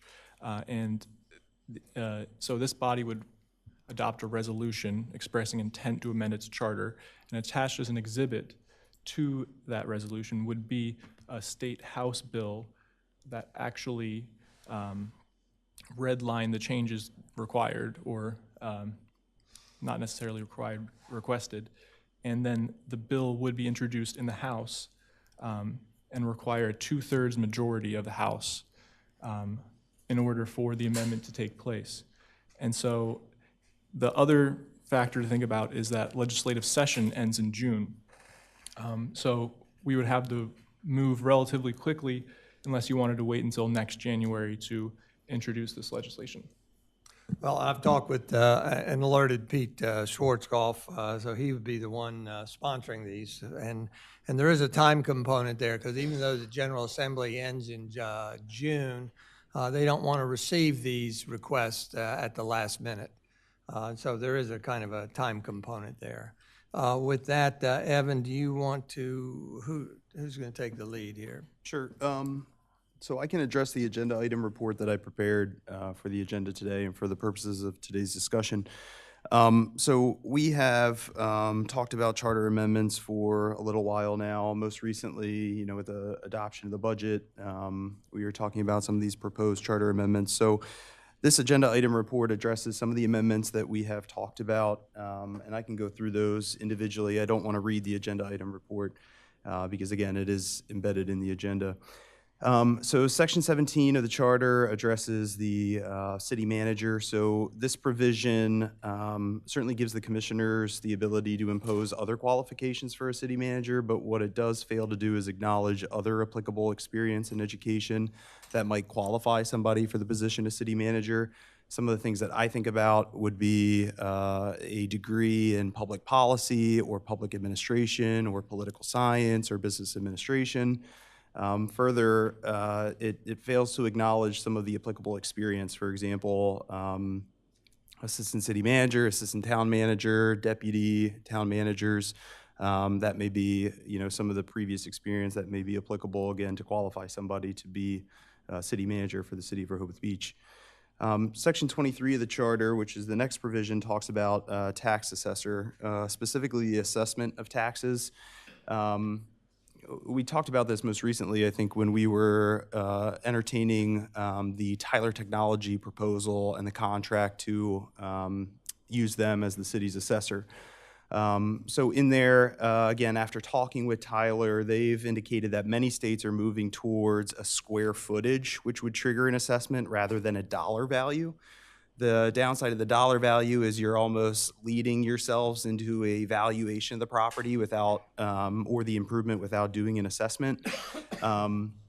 So again, based on their research with other towns, also with other states, square footage is largely where some of these communities are going to trigger an assessment.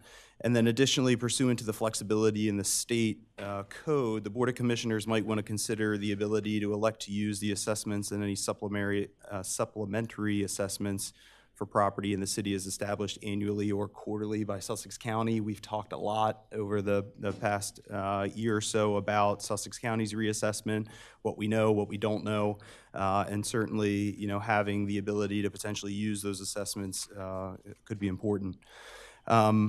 Moving on, Section 29 of the charter addresses the enumeration of powers. So this is the powers that are granted to the Board of Commissioners, specifically the two that I wanted to address in this agenda item report are Part A, 27, which places a limit of $500 on the fine for a violation of any ordinance.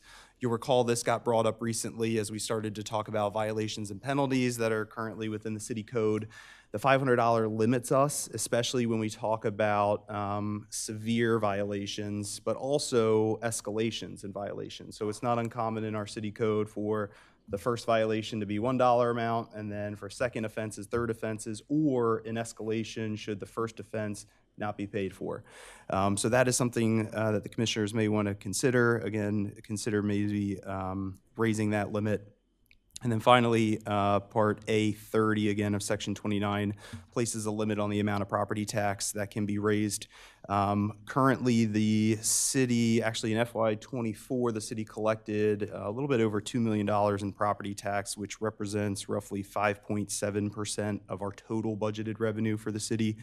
So in FY25, we have discussed the plan to increase property tax, and that is estimated to bring us up to about $2.6 million.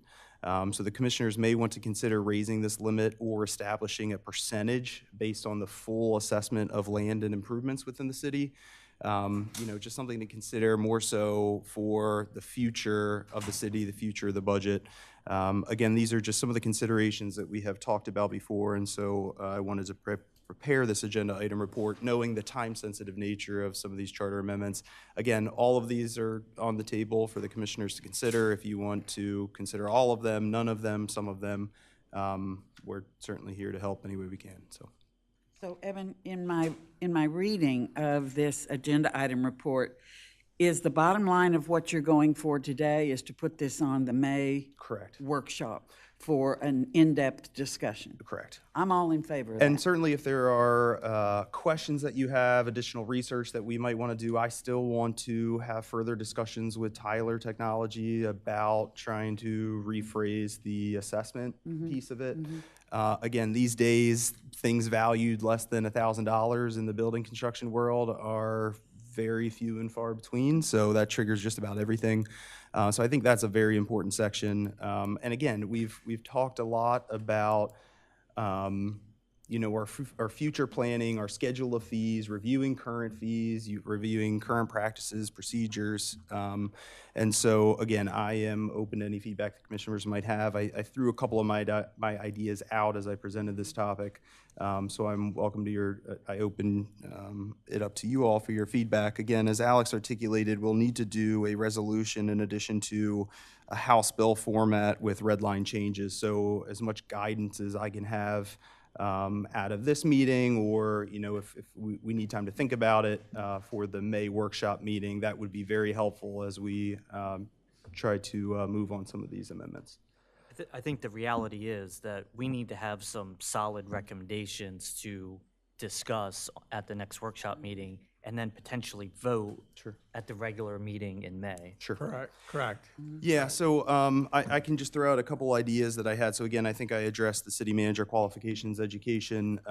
In terms of the assessment, again, I will work with Tyler Technologies. I think what they estimated was 60 to 80 feet, 60 to 80 square feet in terms of what they might use to trigger an assessment. Again, I will have to work with them on that just to come up with a recommendation for you to consider. The $500 limit, I am going back through our schedule of fees that was prepared by the code company. I did notice in going back through there, they did not pull out the violations and penalties that are within our code. So I've reached back out to them for some information. So I certainly want to work with the chief, want to work with the parking department. That's where we see a lot of, higher fines for serious offenses, but also the escalations that occur. So we can come up with a recommendation there. In terms of property tax, again, it could be a flat rate that you'd like to set in terms of a ceiling, or you could do a percentage. I think a percentage is what a neighboring community did. I think they did 1/2 of 1% based on the total assessment of the land and the improvements. I don't know that that's applicable for Rehoboth Beach, but again, we can take a look at that and maybe get some ideas together for you to consider. So would this cover a situation like, I think if I'm not incorrect, Dewey just went to $1,000 for taking a tree down without a permit? Okay. Yes. And I thought they're getting serious over there. Yeah, absolutely. Like, again, it's, we really need to consider these, what could be deemed as more serious violations and penalties. I think, fortunately, what the city solicitor had found recently was that as it pertains to motor vehicles, this provision of the charter does not apply because the state has a separate provision. So again, we were talking most recently about some of the violations there, suspension of a driver's license and $1,500 fines for certain offenses. And so again, I think we were fortunate in that sense that as we were talking about those topics, the state code prevailed in that case. But that is not the case for these other violations and penalties. So I'm supportive of all of the changes. I mean, we've known for a long time that Section 17 is outdated. I mean, what city manager has experience or education in engineering? I mean, I don't know when the last time that was applicable. And I think all of these other items that you've listed, I think we've known needed to be updated for a pretty long time. I do think, keeping the engineering piece in there is important. I think that largely, from who I've spoken to, I think that largely came out of a lot of city managers leaving public works type positions into city management. But these days you see people leaving police careers, chiefs of police who are going into city management, or police officers going into city management. So I think, there's a lot of things to consider here. And again, I threw out a couple examples of education, but the experience too is where, again, I wouldn't want to limit the city in terms of who we might deem to be qualified. So. Well, the town manager of Ocean City, Maryland was promoted from Public Works. Yes. So he's an engineer, and that was his experience pretty much. Evan, just curious, I support moving forward with these. Is there any ranking of the three that you proposed as to what should be approached first? I don't know that we have the capacity to do all three at the same time efficiently or effectively. So is there a ranking that you would propose? So I am coming out of preparing and presenting to you all the last 2 or 3 budgets. So in my opinion, property tax for me, I think is an important piece of that, only because, again, as we look at the budget every single year, I think it's important that we consider a lot of these sources that GFOA, recommends in terms of stable income sources. And so I would say city manager would be a top priority for me, property tax certainly, just looking at the budget. And then the other 2, I think we're flexible on, but we have agreed to move forward with Tyler Technologies, so tax assessors up there at number 2 or 3 as well. So I would suggest we go for all 4. Sure. If we can. If we have to jettison something, that's fine, but I'd rather pursue all of them at the same time. Well, I was going to ask another bottom line question. Do we have the capacity to do 3 or 4 things at the same time? Please don't tell me the answer to that is no. We do. So that's a big yes? Yes, we Thank can you. move forward on these. Mayor, question. Evan, is it possible when you discuss this next time that we can get some, just a quick assessment of what neighboring towns have done on tax assessments? Not what they've done as in what we've done, but what's the rate? When did they change it? Were they successful when they attempted to amend their charter? Sure. Just a quick synopsis of that. Yeah, and I think what you're asking for, Commissioners, may be both property tax, but also how they assess Yes, property, what triggers an exactly. assessment, so we can Please. certainly do that. I mean, I think obviously being a resort community, tourist destination, the level of property tax that we would raise would not be comparable to a community that does not have tourism. They would have I'm a talking much about stronger reliance on that. Bethany, Dewey, just. Sure. Anybody else? For the members of the public, Tom? Tom Gaynor, property owner in North and South Rehoboth. So with all due respect, Evan, you're an acting city manager, and you're now recommending to the commissioners that they jam through 3 fundamental changes to the city charter in 6 weeks. You guys, I still dispute the fact that 5 of you are legitimately sitting here. The bottom line is there's a tremendous problem with transparency here, gross mismanagement of city funds, and just the dereliction of duty in approaching material topics, Stan. This is not the way to run the railroad, and you know better. And I plead, Ed, Don, Tim, people are looking for you guys to be the voice of sanity on this commission. Stop the train of stupidity. There is no reason, and the funny thing is, the change to the city manager issue is a concession that the new guy, no offense to the new guy, probably doesn't meet either of the 2 material qualifications, does he? He wasn't a 4-year city manager anywhere, 2.5 years at his prior job, and he doesn't have a 4-year engineering degree. So how much of the city manager provision change is a CYA to the fact that you guys overstepped the current city charter and hired somebody who didn't qualify? So no, on that. That should be a no-brainer. That should be the next guy's problem, not yours. Taxes, an acting city manager should not be proposing something that's a fundamental equity change, regardless of how it impacts me, regardless of if it cuts for the homeowners or against the homeowners, not your bailiwick. That's the role of somebody who's going to be invested in the job. And if we're paying the guy $250 plus a $750 interest-free loan plus moving expenses, let him do the sweat equity on that issue and let him deal with the consequences of the feedback that he's entitled to, and that frankly we're entitled to give. 6 weeks for fundamental changes to the charter. You guys need to just stop the nonsense. Transparency issues, gross mismanagement, and Stan, it sits on your lap. You have the ability to be better. Be better, please. Thank you, Tom. Anybody else? Your name and Hi. relationship to the city? I'm Kathy Newcomb. I'm here with Derrickson Properties on Rehoboth Avenue.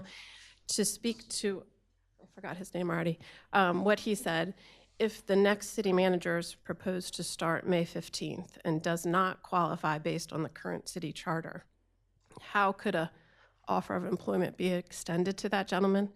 And then also, I was curious where in your charter it does give you the authority to lend him $750,000 interest-free. And I know that there's a forgiveness provision that I believe starts in year 4. In years 1 through 4, are you the primary lien holder against the home that he purchases? If the gentleman died, I hope he doesn't, but if he dies in 6 months, are you executing a debt against his estate, or are you foreclosing against the home? There's just a lot of ramifications to lending someone that you don't know and have no experience with that type of money. But specifically back to the first question, I wondered, how could an employment offer be valid if it violates the city charter?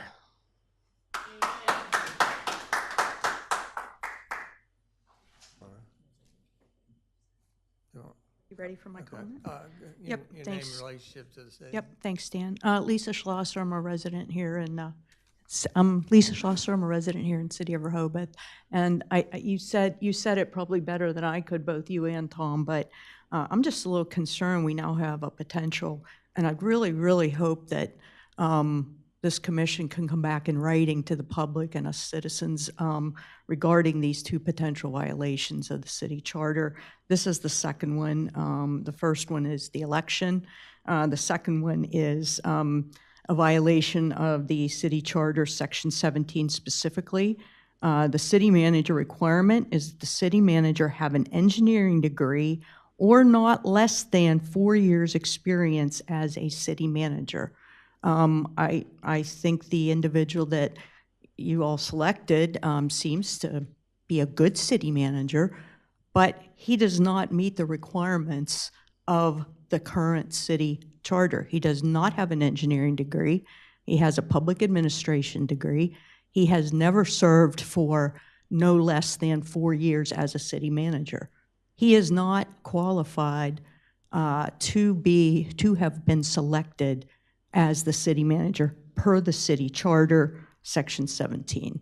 So I think you owe answers in writing to the public and to the state, quite frankly, as to both of these potential. Maybe there's a reason I'm not seeing or reading, or some clause or something that we didn't see in these massive amounts of clauses and laws. So please let us know if there is. But I think we deserve an answer to both of those questions regarding potential violations of the city code over the last few months. Thank you. Thank you, Lisa. Thank you. Jeffrey? Yes, hello, Jeffrey Good from Grove Street. It was interesting stuff that we just heard, but I'm going to go in a little bit different direction because I've been an economist, a labor economist for 35 years for the federal government, for the Foreign Service, for the UN, and also as a consultant.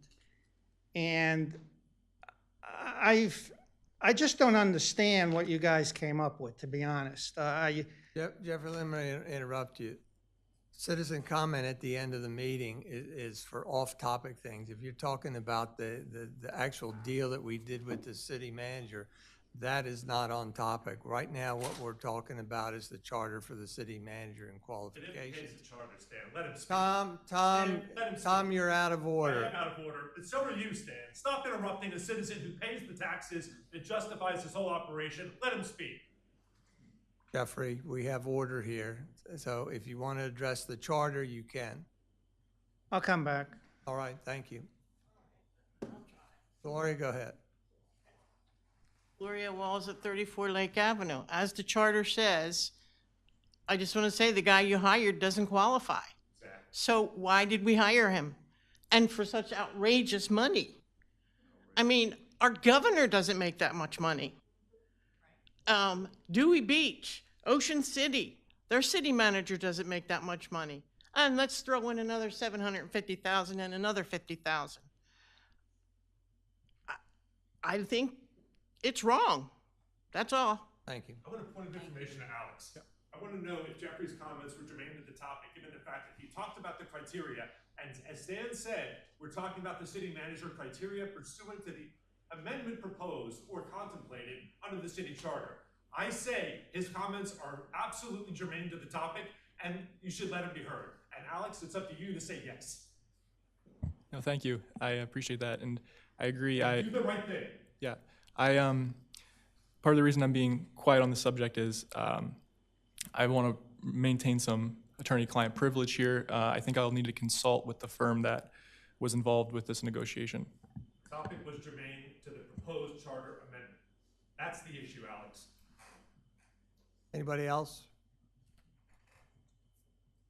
So we have a path forward for the charter changes, and we'll do that. Again, we'll be coming back to citizen comment at the end of the agenda. Shame on you guys if you do it. I'm out of order. I know. Yeah, you are. Our next item of new business is to discuss possible amendments to Chapter 215, restaurants, including 215-1 terms defined to change the definition of substantially modify. Thank you, Mayor. I have prepared an agenda item report in the agenda on this topic. I'll give a little bit of background. It is included within the purpose statement. Again, I won't read the entire agenda item report, but this topic is on the agenda because it was, the topic itself was spurred out of a January 19th, 2024 Commissioners' regular meeting. During that meeting, we had an applicant before the Board of Commissioners seeking a permit of compliance. And during that meeting, a majority of the commissioners raised concerns and questions about why the applicant was before the board seeking a permit of compliance. So in this particular case, just a little bit of context, the restaurant was seeking a reduction in the number of seats. So I'll provide background on this topic. So prior to December 2022, Chapter 215, and I've included within the agenda item report 2 attachments and support documents. One is a draft ordinance to amend 215, and the other is an adopted ordinance, and that is the adopted ordinance from December. The ordinances are the same. It's just one is the adopted version, so it's a clean version. The other is the draft ordinance, so it shows the red line. It gives the commissioners and members of the public insight into what existed before, what was removed, and what was added. So if you look at the draft ordinance, again, that was adopted in December 2022. Previously, the language had authorized the city manager to approve substantial modification to an approved floor plan without a hearing if the city manager determined that the change plan did not violate the provisions of Chapter 215 and did not result in an increase in the bar area. I think it's important to note that we did not, under the old Chapter 215, and again, prior to the ordinance in December 2022, we did not actually include a definition of what substantially modify is. So as we started to talk about outdoor dining on public space, begin to review the design manual, design criteria, adopt ordinances which regulated outdoor dining on public space. Certainly this topic came up because that is where outdoor dining on public space and permits of compliance is codified. That's within Chapter 215. So as we were doing the outdoor dining codification process, again, we thought it was important to go back and revisit what constitutes a substantial modification. So that ordinance in December 2022 did amend Chapter 215. It removed the provision that authorized the city manager to approve that substantial modification, and it also defined substantial modification. I've included an underlined portion of that definition, and that reads, additionally, this includes modification to the restaurant or dinner theater's seating capacity. So any modification to a restaurant or dinner theater seating capacity is defined as a substantial modification, which triggers a permit of compliance, the permit of compliance hearing, and the fee of $1,250. I do want to address that the last sentence of the definition of substantially modify states that rearrangement of tables or seating does not constitute a substantial modification. I think there was some confusion on that at the January 19th meeting of the Board of Commissioners. So again, the intent of the rearrangement of tables or seating was if a restaurant has 2 4-top tables and they have a group of 8 come in, this allows them to push the 2 4-top tables together, create a table of 8, without it being deemed a substantial modification and triggering a public hearing, which we know would be absurd for that type of arrangement. So again, this is on the agenda for discussion, consideration. If you want to consider altering the definition of substantially modify, again, you may elect to change this definition or keep it the same. I think perhaps the cleanest approach and maybe a recommendation to address the genesis of the concern, which was, again, a reduction in the number of seats, is that we could amend the definition to say that it includes modification to the restaurant or dinner theater seating capacity that results in an increase in the number of seats. That would allow restaurants to eliminate seating capacity without triggering a substantial modification. But again, that's a bit of a background in terms of how we arrived at this topic. Why is it on the agenda? We think it's important to have it on the agenda for today because spring is here, the weather's getting nicer, we're starting to get applications. We just recently started executing addendums for public space dining. So outdoor dining is certainly fresh in people's minds. And so as we continue to see restaurants coming in for permits and compliance, we just want to make sure that we're all on the same page. So I can entertain any questions you might have. I know Matt's here also. Thanks for being here, Matt. Should you have any questions? So. Thank you. You know that this has been very frustrating for me. We make some of these restaurants go through hoops, you know, for moving a table, which is very frustrating, and also make them pay $1,200 to come before us. And we're looking at floor plans and seating instead of dealing with important things, in my opinion. So thank you for taking this on. I personally appreciate it, of course. I concur. This would make it easier on businesses, easier on the commissioners, easier to do business with, so we should move forward.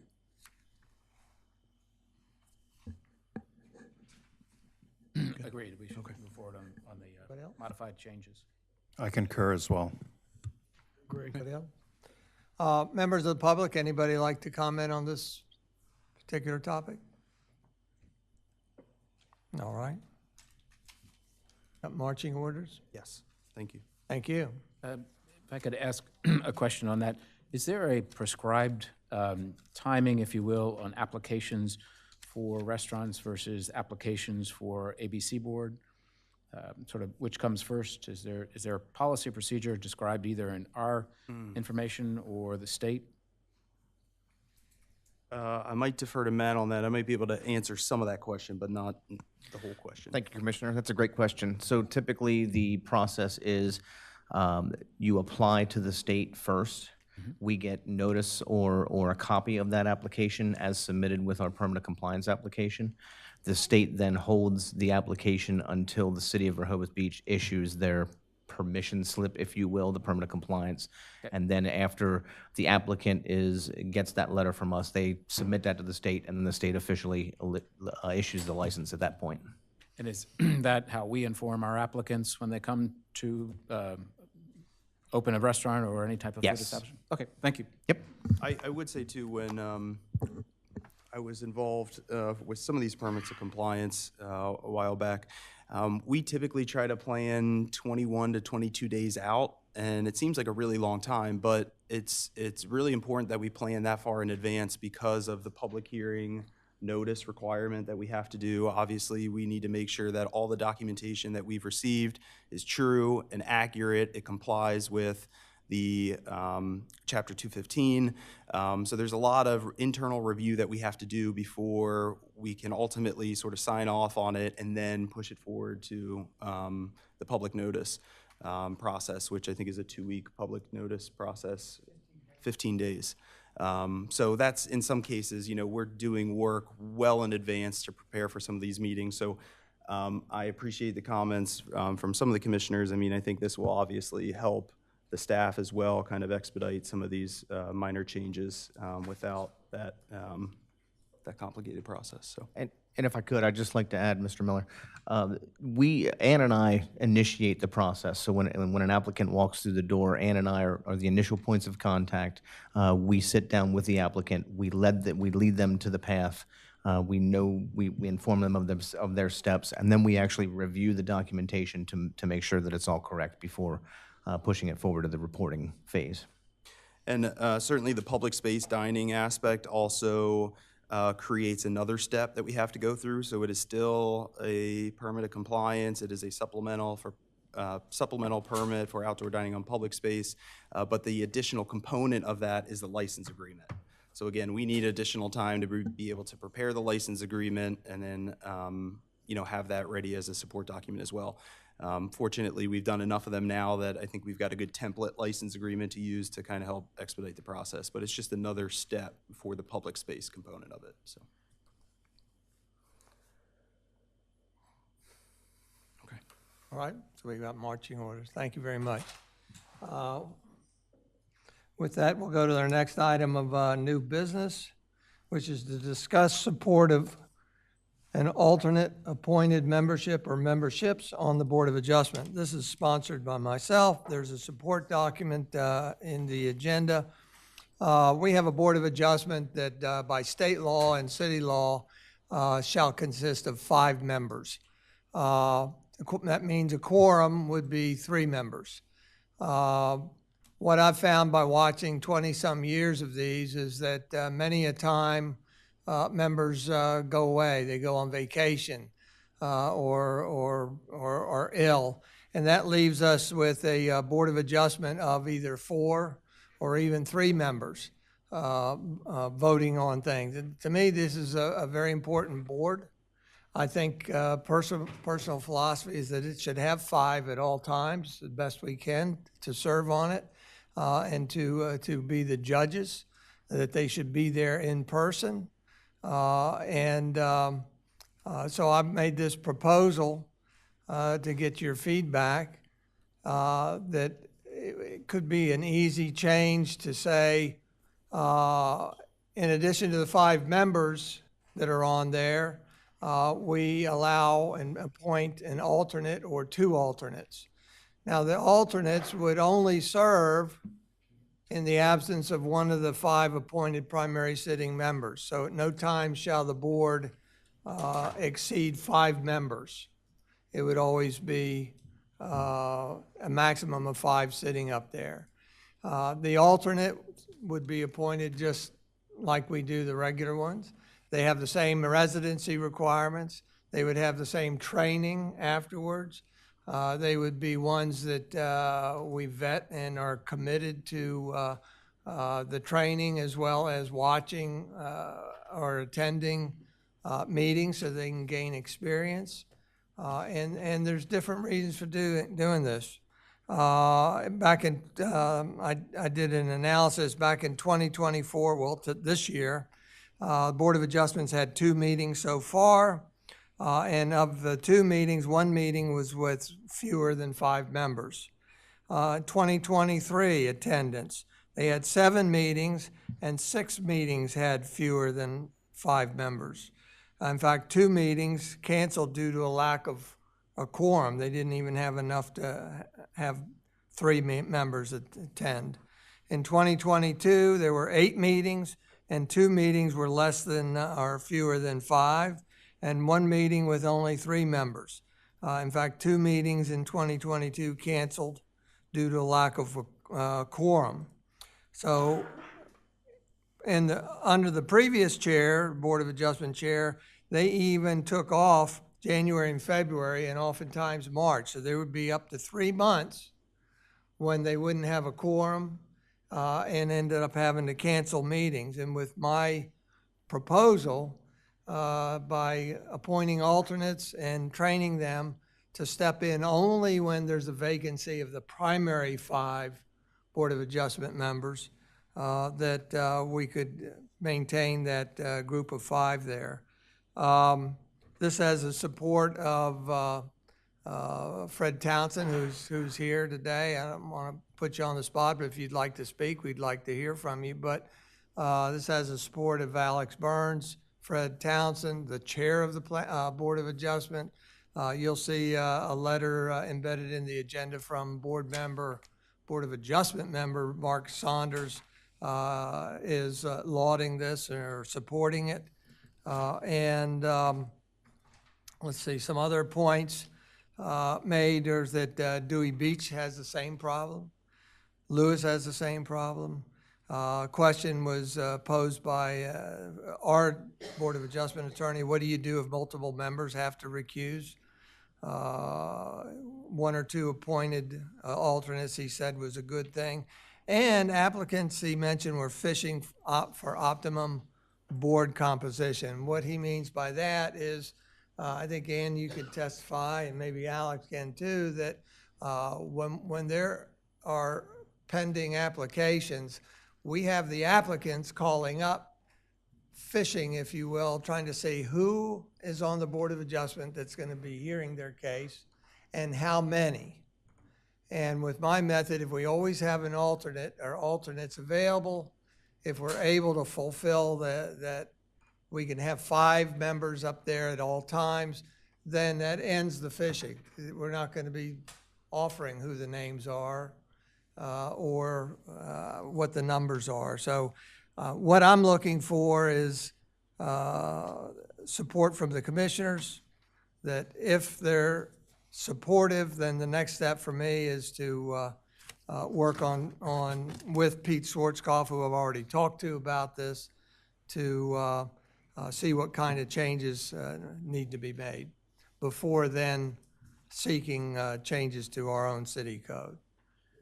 Offer any feedback, Commissioner I Bennett? am, I'll say I'm against this. It just doesn't make sense to me. How many alternatives are you looking for? 1 or 2. So you would need at least 2, because you said meetings were canceled without having 3. And if you've decided you want to be on a commission and you don't show up, that's a whole different issue. And so we're just going to play Russian roulette as to, this is no different than them calling to see who's going to be on. If someone's going to be absent, I'll wait till somebody else fills the seat and get a vote. The other question is, why don't we allow, like the other municipalities, if people are on vacation, since we have a unique situation, to let them call in via Zoom or something, or call into the meeting so they could still vote. I don't like this idea at all. As far as the video, there's a city manager has a policy that doesn't allow it, and I support that. Well, I know that's a policy, And I but support that. but it's not a law, right? I mean, we could do it. Other municipalities. Yeah, so the only thing I'd add on that is when we did virtual meetings, when we had virtual meetings during COVID, it is a significant use of our IT department's time, because they have to register everybody who wants to participate in the meeting, but then anybody who wants to comment in the meeting. So essentially, I'm not going to go into it too much, but in order to run a successful, professional virtual meeting, it takes a lot of our staff time. And so when we talked about it with the former city manager here, and I think even before that, it was determined that if we really wanted to roll out a virtual meeting program, we really need to look at staffing in the IT department because of the amount of time that it takes to run these meetings. We are not just talking about Board of Adjustment meetings, but it would be hard to apply it to one group or board and not all groups or boards. So we could have all of the committees, the mayor and commissioners, Board of Adjustment, Planning Commission. It is a lot to manage. So that's all I wanted to offer, is just it requires further discussion and consideration before just a change to that type of program. Anybody else? What are we trying to do here? Are we trying to just decide whether or not this goes for additional discussion at the May workshop? Or are we trying to decide on it right now? I'd say decide on it now. I don't see any point pushing it off unless you specifically say, let's bring it back. Okay, continue. I do not favor this policy. I think that the biggest question that I have about it is if you have alternates, they come in and come out, but they may not be familiar with the exact cases that are in front of them. There's no consistency. The most recent report of the Board of Adjustments, the final line is, prior to addressing the financials, inconsistencies were identified in the application, the building inspector's report, and the construction diagrams. This led to all parties agreeing to table the case until the April Board of Adjustment meeting. So tabling or continuing discussion, and then if one of those Board of Adjustment members that was participating in that and familiar with the issues at hand is not there the next one and somebody else has to come up to speed, I would also suggest further investigating video participation.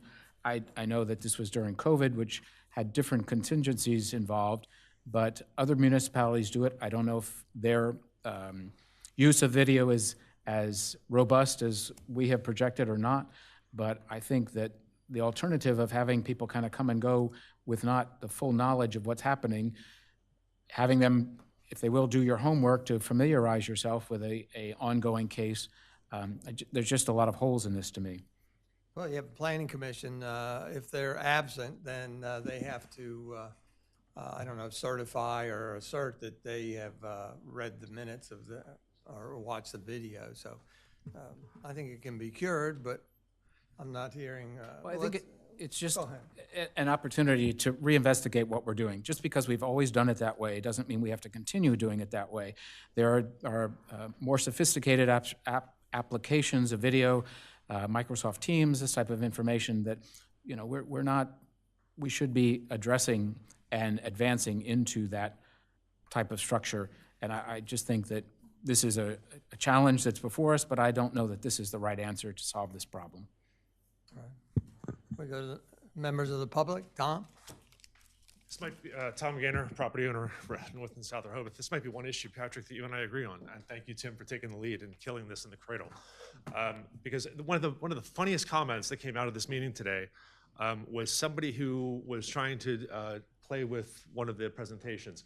And I think Donna said, oh, the mayor's got control of it. And what an iconic phrase that was. The mayor's got control of it. Stan, it's stacking the deck. And as somebody who sued the Board of Adjustment because he endured the fraudulent inducement to act in good faith and then was rejected and then ultimately won on the lawsuit that was negotiated to a satisfactory conclusion, this is a dumb idea. It should never be considered. And what would be the point other than trying to find an outcome that's more satisfactory to the powers that be? It's absolutely should never be considered. And I hope the rest of you get on board Tim's train. Kill it in the cradle. Thank you, Tom. Anybody else? All righty. So I'm not hearing any support, but so we'll just drop it. Next item of business is commissioner announcements and comments. Review future meeting dates. I don't have a note here. Look at the calendar real quick. Our next May 6th workshop. May 6th workshop, 9 a.m. Any citizen comment at this point? Now's Jeffrey first. Here we go. Jeffrey, Suzanne, you're on, and then Jay. Okay. Just identify yourself again. Jeffrey Good, and I live on in Grove Street. Okay, as I was saying, I've been a labor economist for a long time, and one particular project I worked on as a consultant, not as a government employee, was the Census Bureau. I actually was on a consulting team that had to come up with the wages to pay the census takers. I worked for a Census Bureau project, and I was actually the head of it. So I know a little bit about wages. And just to give you, I'm sure you do also, but just to give you a couple little points, a congressperson, if they're not like a head of a committee or something, they make $174,000 a year. That's what they make, your typical congressman. The federal government, which I'm very familiar with because I retired from it, the highest you could get to as a GS-15 or an SES, not talking about political people, is well below the 250 salary.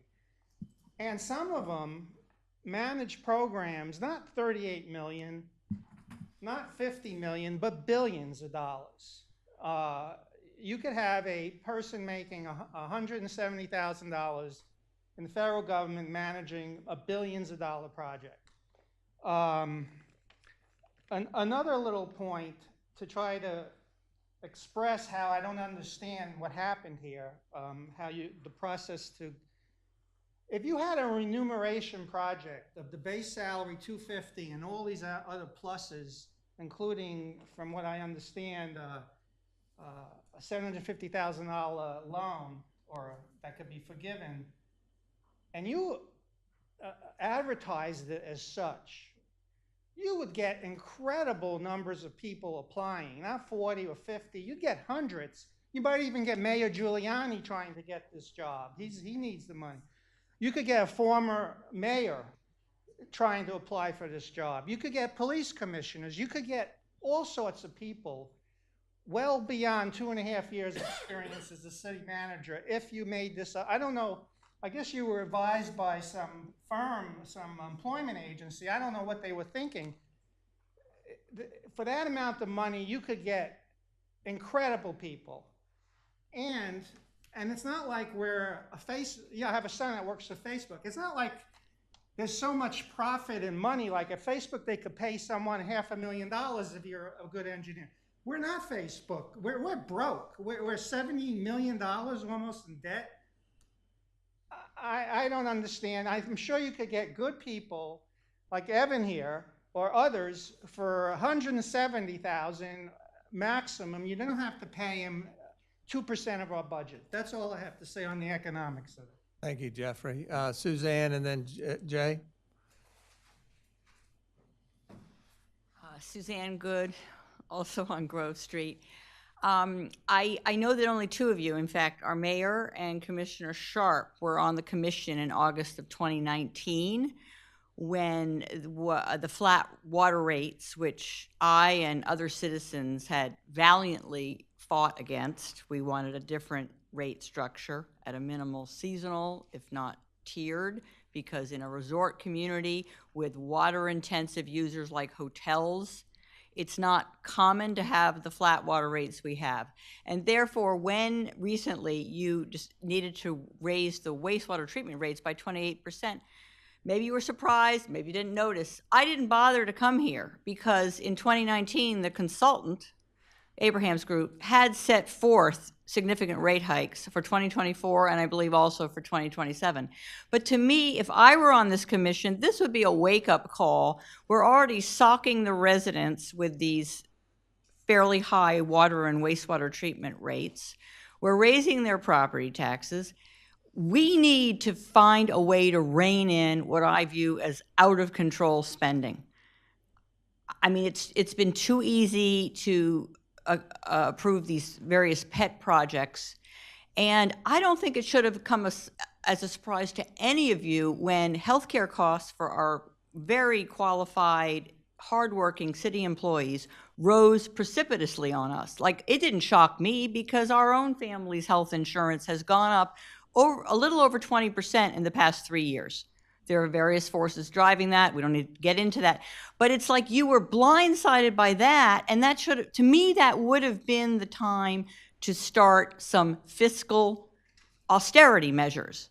But instead, you're still paying consultants on the Baltimore and Wilmington Avenue streetscapes. I'm awaiting some specific numbers on that.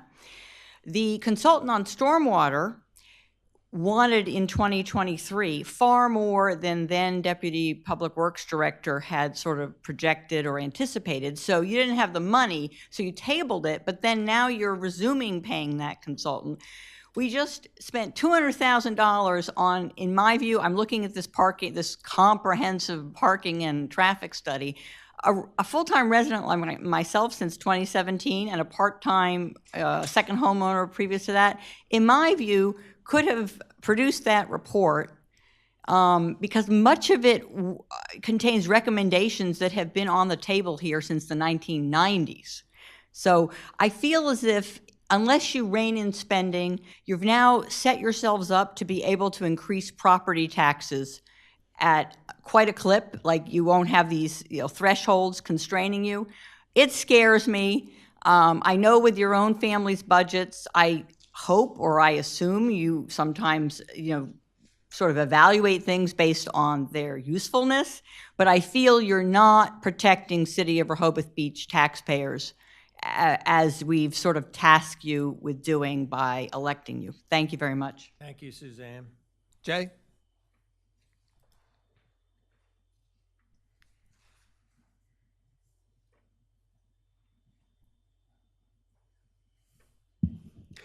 This is the second time you have allowed somebody to stand up there and accuse me of lying, accuse me of giving misinformation, and then go forward and say, oh, I won't get into that right now.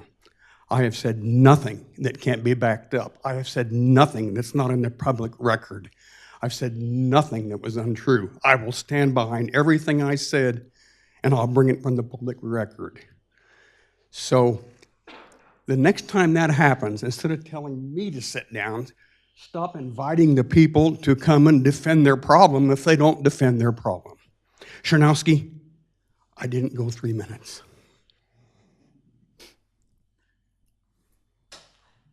Everyone has, as board secretary, I am timing, and everyone has done a very good job. Thank you.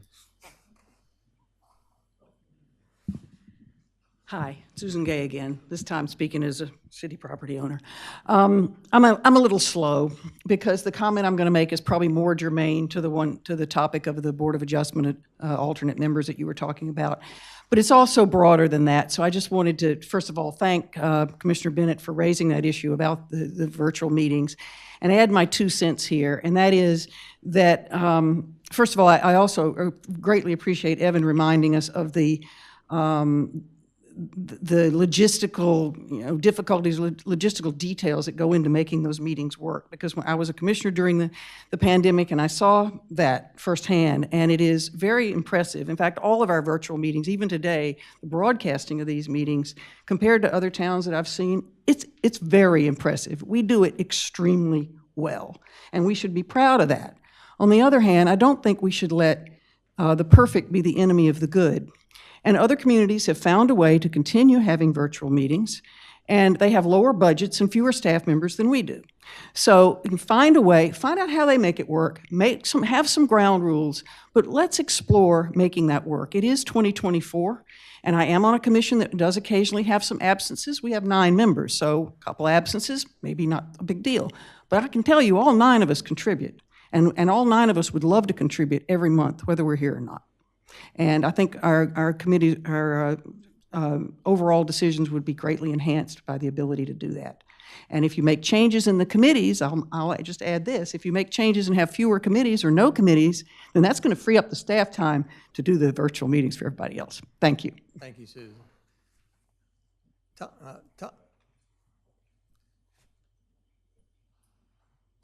Kathy Newcomb again, I'm sorry. I don't know if you're allowed to answer a question, but I watched your March meeting, and I understand how difficult it was for all of you. Name again. Kathy Newcomb, to balance the budget this year. And I don't remember which one of you commented about only tapping reserves in an emergency situation, such as beach replenishment or something like that, versus balancing the budget, which I respect. Is the $750,000 that's going to be offered to the employee coming out of reserves, or is that in the 2024 budget? Excellent question.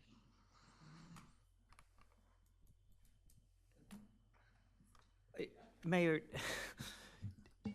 I know that this topic is not on the agenda today, and we shouldn't get into discussion, but can we at least leave this meeting with direction to the public on how we will inform them about the questions that they may have?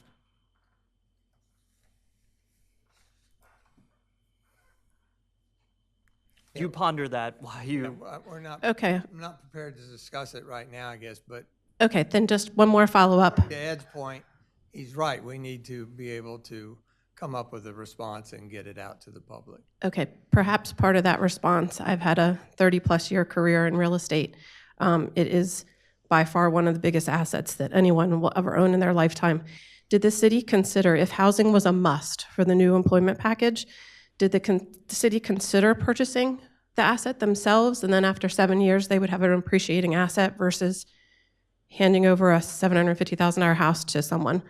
I was just curious if that could be addressed in the comments as well, because it would seem to me that offering the housing could have been accomplished by the city purchasing the house. Thank you. Yeah, thank you very much. Tom? Tom Gaynor, property owner, and you guys have probably heard enough from me today. I know Stan probably has. The questions are all really well placed, but the bigger issue here is you guys now have a problem of trust, and there is a breach of trust between you and the constituents. Whether or not you care, I don't know. I hope you do. I know some of you do.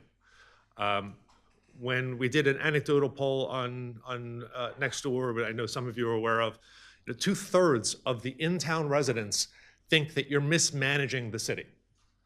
And when you sit here and talk about, well, we need to figure out a way to explain it to people. When, I'm a big law firm partner. When I deal with associates, the three things I train them to do is the big 3 C's: confidence, competence, and control. Regardless of what a client asks you, you demonstrate confidence, competence, and control, and you better be right, because that's what you get paid for. Now, I understand this is a $60 a month volunteer job or a $100 a month volunteer job in this situation of the mayor. $100, I think, in connection with the mayor. So he's getting a windfall, Tony. You should run for mayor. Or actually, no, don't run for mayor. But the bigger issue is here, you guys are taking responsibility for $38 million, the budget of which has exploded in the last 7 years, God knows why. It's almost doubled since I bought into Rehoboth in 2016, inexplicably, for a tiny town of 1.5 square miles with 1,400 people. But the issue is 2/3 of the people here don't trust you and don't think you're doing a good job. And your answer to the very expected question was not answered with confidence, competence, or control. So again, I exhort you to do better, Stan, because you wanted this job and you control it with an iron fist on who's going to talk, how long they're going to talk, what they're going to talk about. But yet, you're not holding yourselves to the same standards. If you actually followed the rules, you wouldn't be in that chair because there wasn't an election, according to 7A, which I expect to hear an opinion from Alex about, for 5 of you. So 5 of you who weren't elected on a terminated election process that didn't follow the rules are then making dictatorial decisions about $38 million. And you think that's going to engender affection and trust? Guys, go back and talk amongst yourselves. How do you reintroduce yourselves to the people of Rehoboth with any semblance of confidence, competence, and control? Because that's what people expect. And more importantly, you asked for the job. All of you, frankly, even the ones I love, can do remarkably better than we've gotten in the last 4 months since the beginning of the year. Thank you, Tom. Anybody else? Yes, sir. Your name and relationship to the city? Sure. Joel Fraden, a homeowner at 107 5th Street. It's at the end of a very long meeting, and we, probably you more than me, have had enough. A couple of things. I read the, what I think is a very good editorial in the Cape Gazette about the compensation package for the city manager. And I just can't imagine what kind of rejoinder can be made to the statements that were made in that editorial, the statements that were made by the other people here, even starting with the most basic thing that I could imagine, getting paid far more than the governor of the state. I mean, how do you rationalize such a thing? Anyway, I understand that it's signed, it's a done deal. I feel kind of stupid that I didn't get involved before that was the case. Thank you, Joel. Anybody else? Yes, Lisa, your name again. Lisa Schlosser, property owner. Lisa Schlosser, property owner. I just have a few comments. First of all, I want to thank Chief Banks and interim city manager Evan Miller. I think you're both doing outstanding jobs for our city, despite all the other things and comments and everything. I'm just proud to be in a city where you two are here, and I just thank you for all your efforts, for everything you do every day. I want to make it very clear that at least my comments, I can't speak for everybody else, but I think these are everybody's comments everybody's feedback. But the comments regarding Mr. Tedder's hire are not directed at him. I just want to make sure that's publicly stated. He seems like a good guy. He doesn't meet the qualifications from the charter, but he seems like a good guy. I'd just like to put out a reminder for legal and for the mayor and board of commissioners that, the public really needs a public response as to the potential violations of Section 17B regarding the failure to hire a duly qualified city manager as per the specifications of the charter, and the potential violation of Section 7A and the manner of holding elections, whereby specifically it calls for the polls to be open for 1 hour, even if it's an uncontested election. And I don't recall seeing anything public announcing the 1 hour opening of the polls for these uncontested elections. So again, that's the second thing I wanted to recap and make sure we get an answer on. And again, if there's other parts of the code that apply or these things have been obsolete, yeah, let us know that too. May be the case. The other thing, given the comments about the lack of trust and confidence, particularly with this budget deficit, that I don't understand how that could have been such a surprise when you started negotiating the budget. It's been balanced with a good reserve for many, many years, and all of a sudden it's not. That the lack of confidence, I think, that's brewing among the constituency needs to be addressed. So I would ask this Board of Commissioners to help to address that lack of confidence, to go out and get an independent party, maybe from the state, like the JLOSC, to review the processes here related to hiring and budgeting on this commission.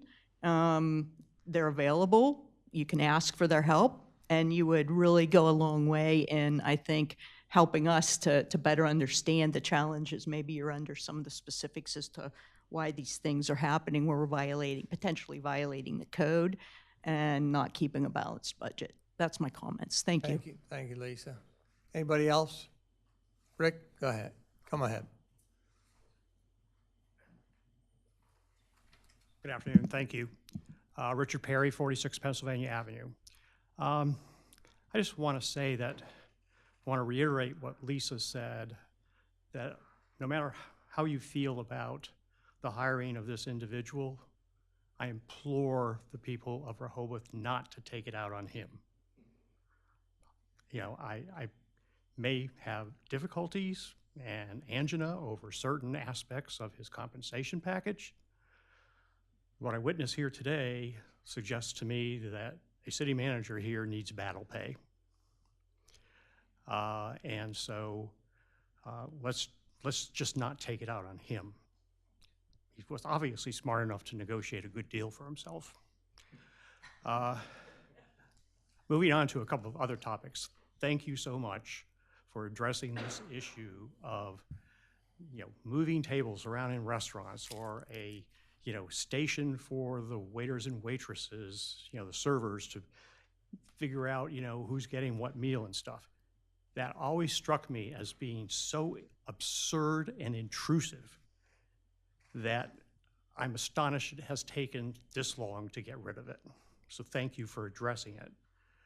The last thing I want to say is, as Susan Gay said, and I totally support her comments on using virtual meetings, however you do it, either through Microsoft Teams or Zoom or whatever. This is 2024. And I can recall when I was on the Planning Commission trying for months and months and months to get email addresses, city email addresses for the commission members. I was told over and over again it can't be done. Too many problems, too many obstacles. I ran a nationwide company as its chief operating officer, and I made decisions with respect to who got email addresses and who didn't throughout the country. It's not that big a deal. And the issues that were put forth, in my view, could have been easily overcome. So people have to use their personal emails. That's not right. Secondly, I do applaud the city for, stepping up to the plate and putting in place Zoom meetings during the pandemic. That was essential to the operations of this city, and I applauded that at the time, and I asked for it at the time.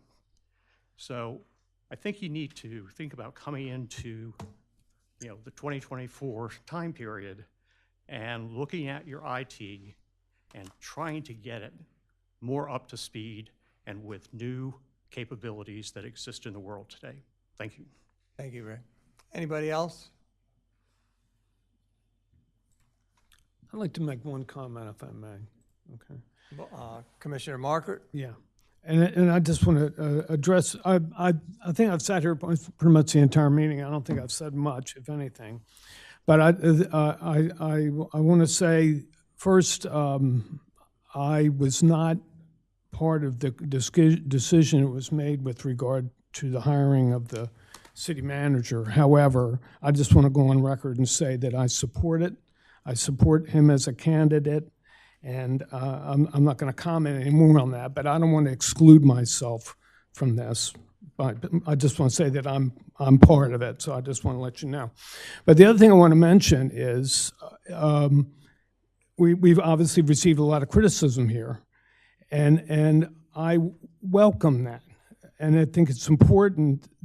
I would say from the many meetings that I've attended here where it's Walter and maybe two other people or something like that, I welcome you coming here and expressing yourself, and it's helpful to us, as irritating or painful as it may be, but I welcome you coming and participating and letting us know how you feel, okay? And I just want to say that. Thank you. Thank you, Bunky. Follow-up to Bunky's comment. Who, you? Yes. Oh, yeah, sure. Dan Good, 1 Grove Street. Well, I appreciate what you just added. I think I actually asked one of you 7 commissioners at 8 a.m. this past Saturday. That would have been April 13th. I happened to be walking along Rehoboth Avenue toward the boardwalk at 8 o'clock. And I actually asked whether the public could be provided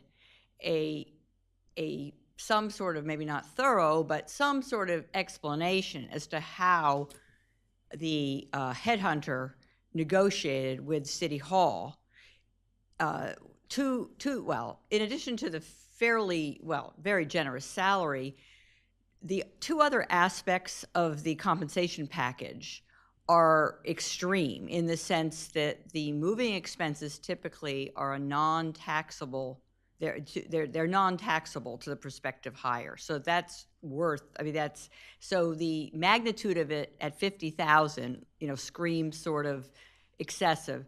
But the mortgage, or serving as a mortgage banker to, yes, an unknown random individual, I'm sure he's a very good person.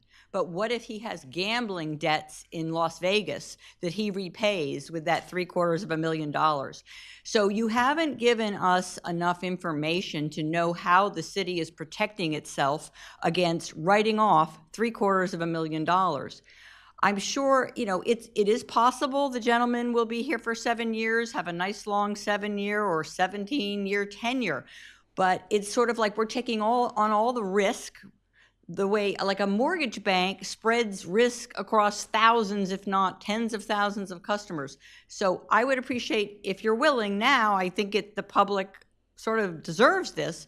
Tell us when. Will it be by COB Tuesday or Wednesday of this upcoming week that you will issue some sort of, half-page description of how this, in my mind, a debacle came about? Thank you. Thank you, Suzanne. With that, we'll adjourn this meeting at 4:59 p.m. Thank you very much. You were asked a question, Sam, but you ignored.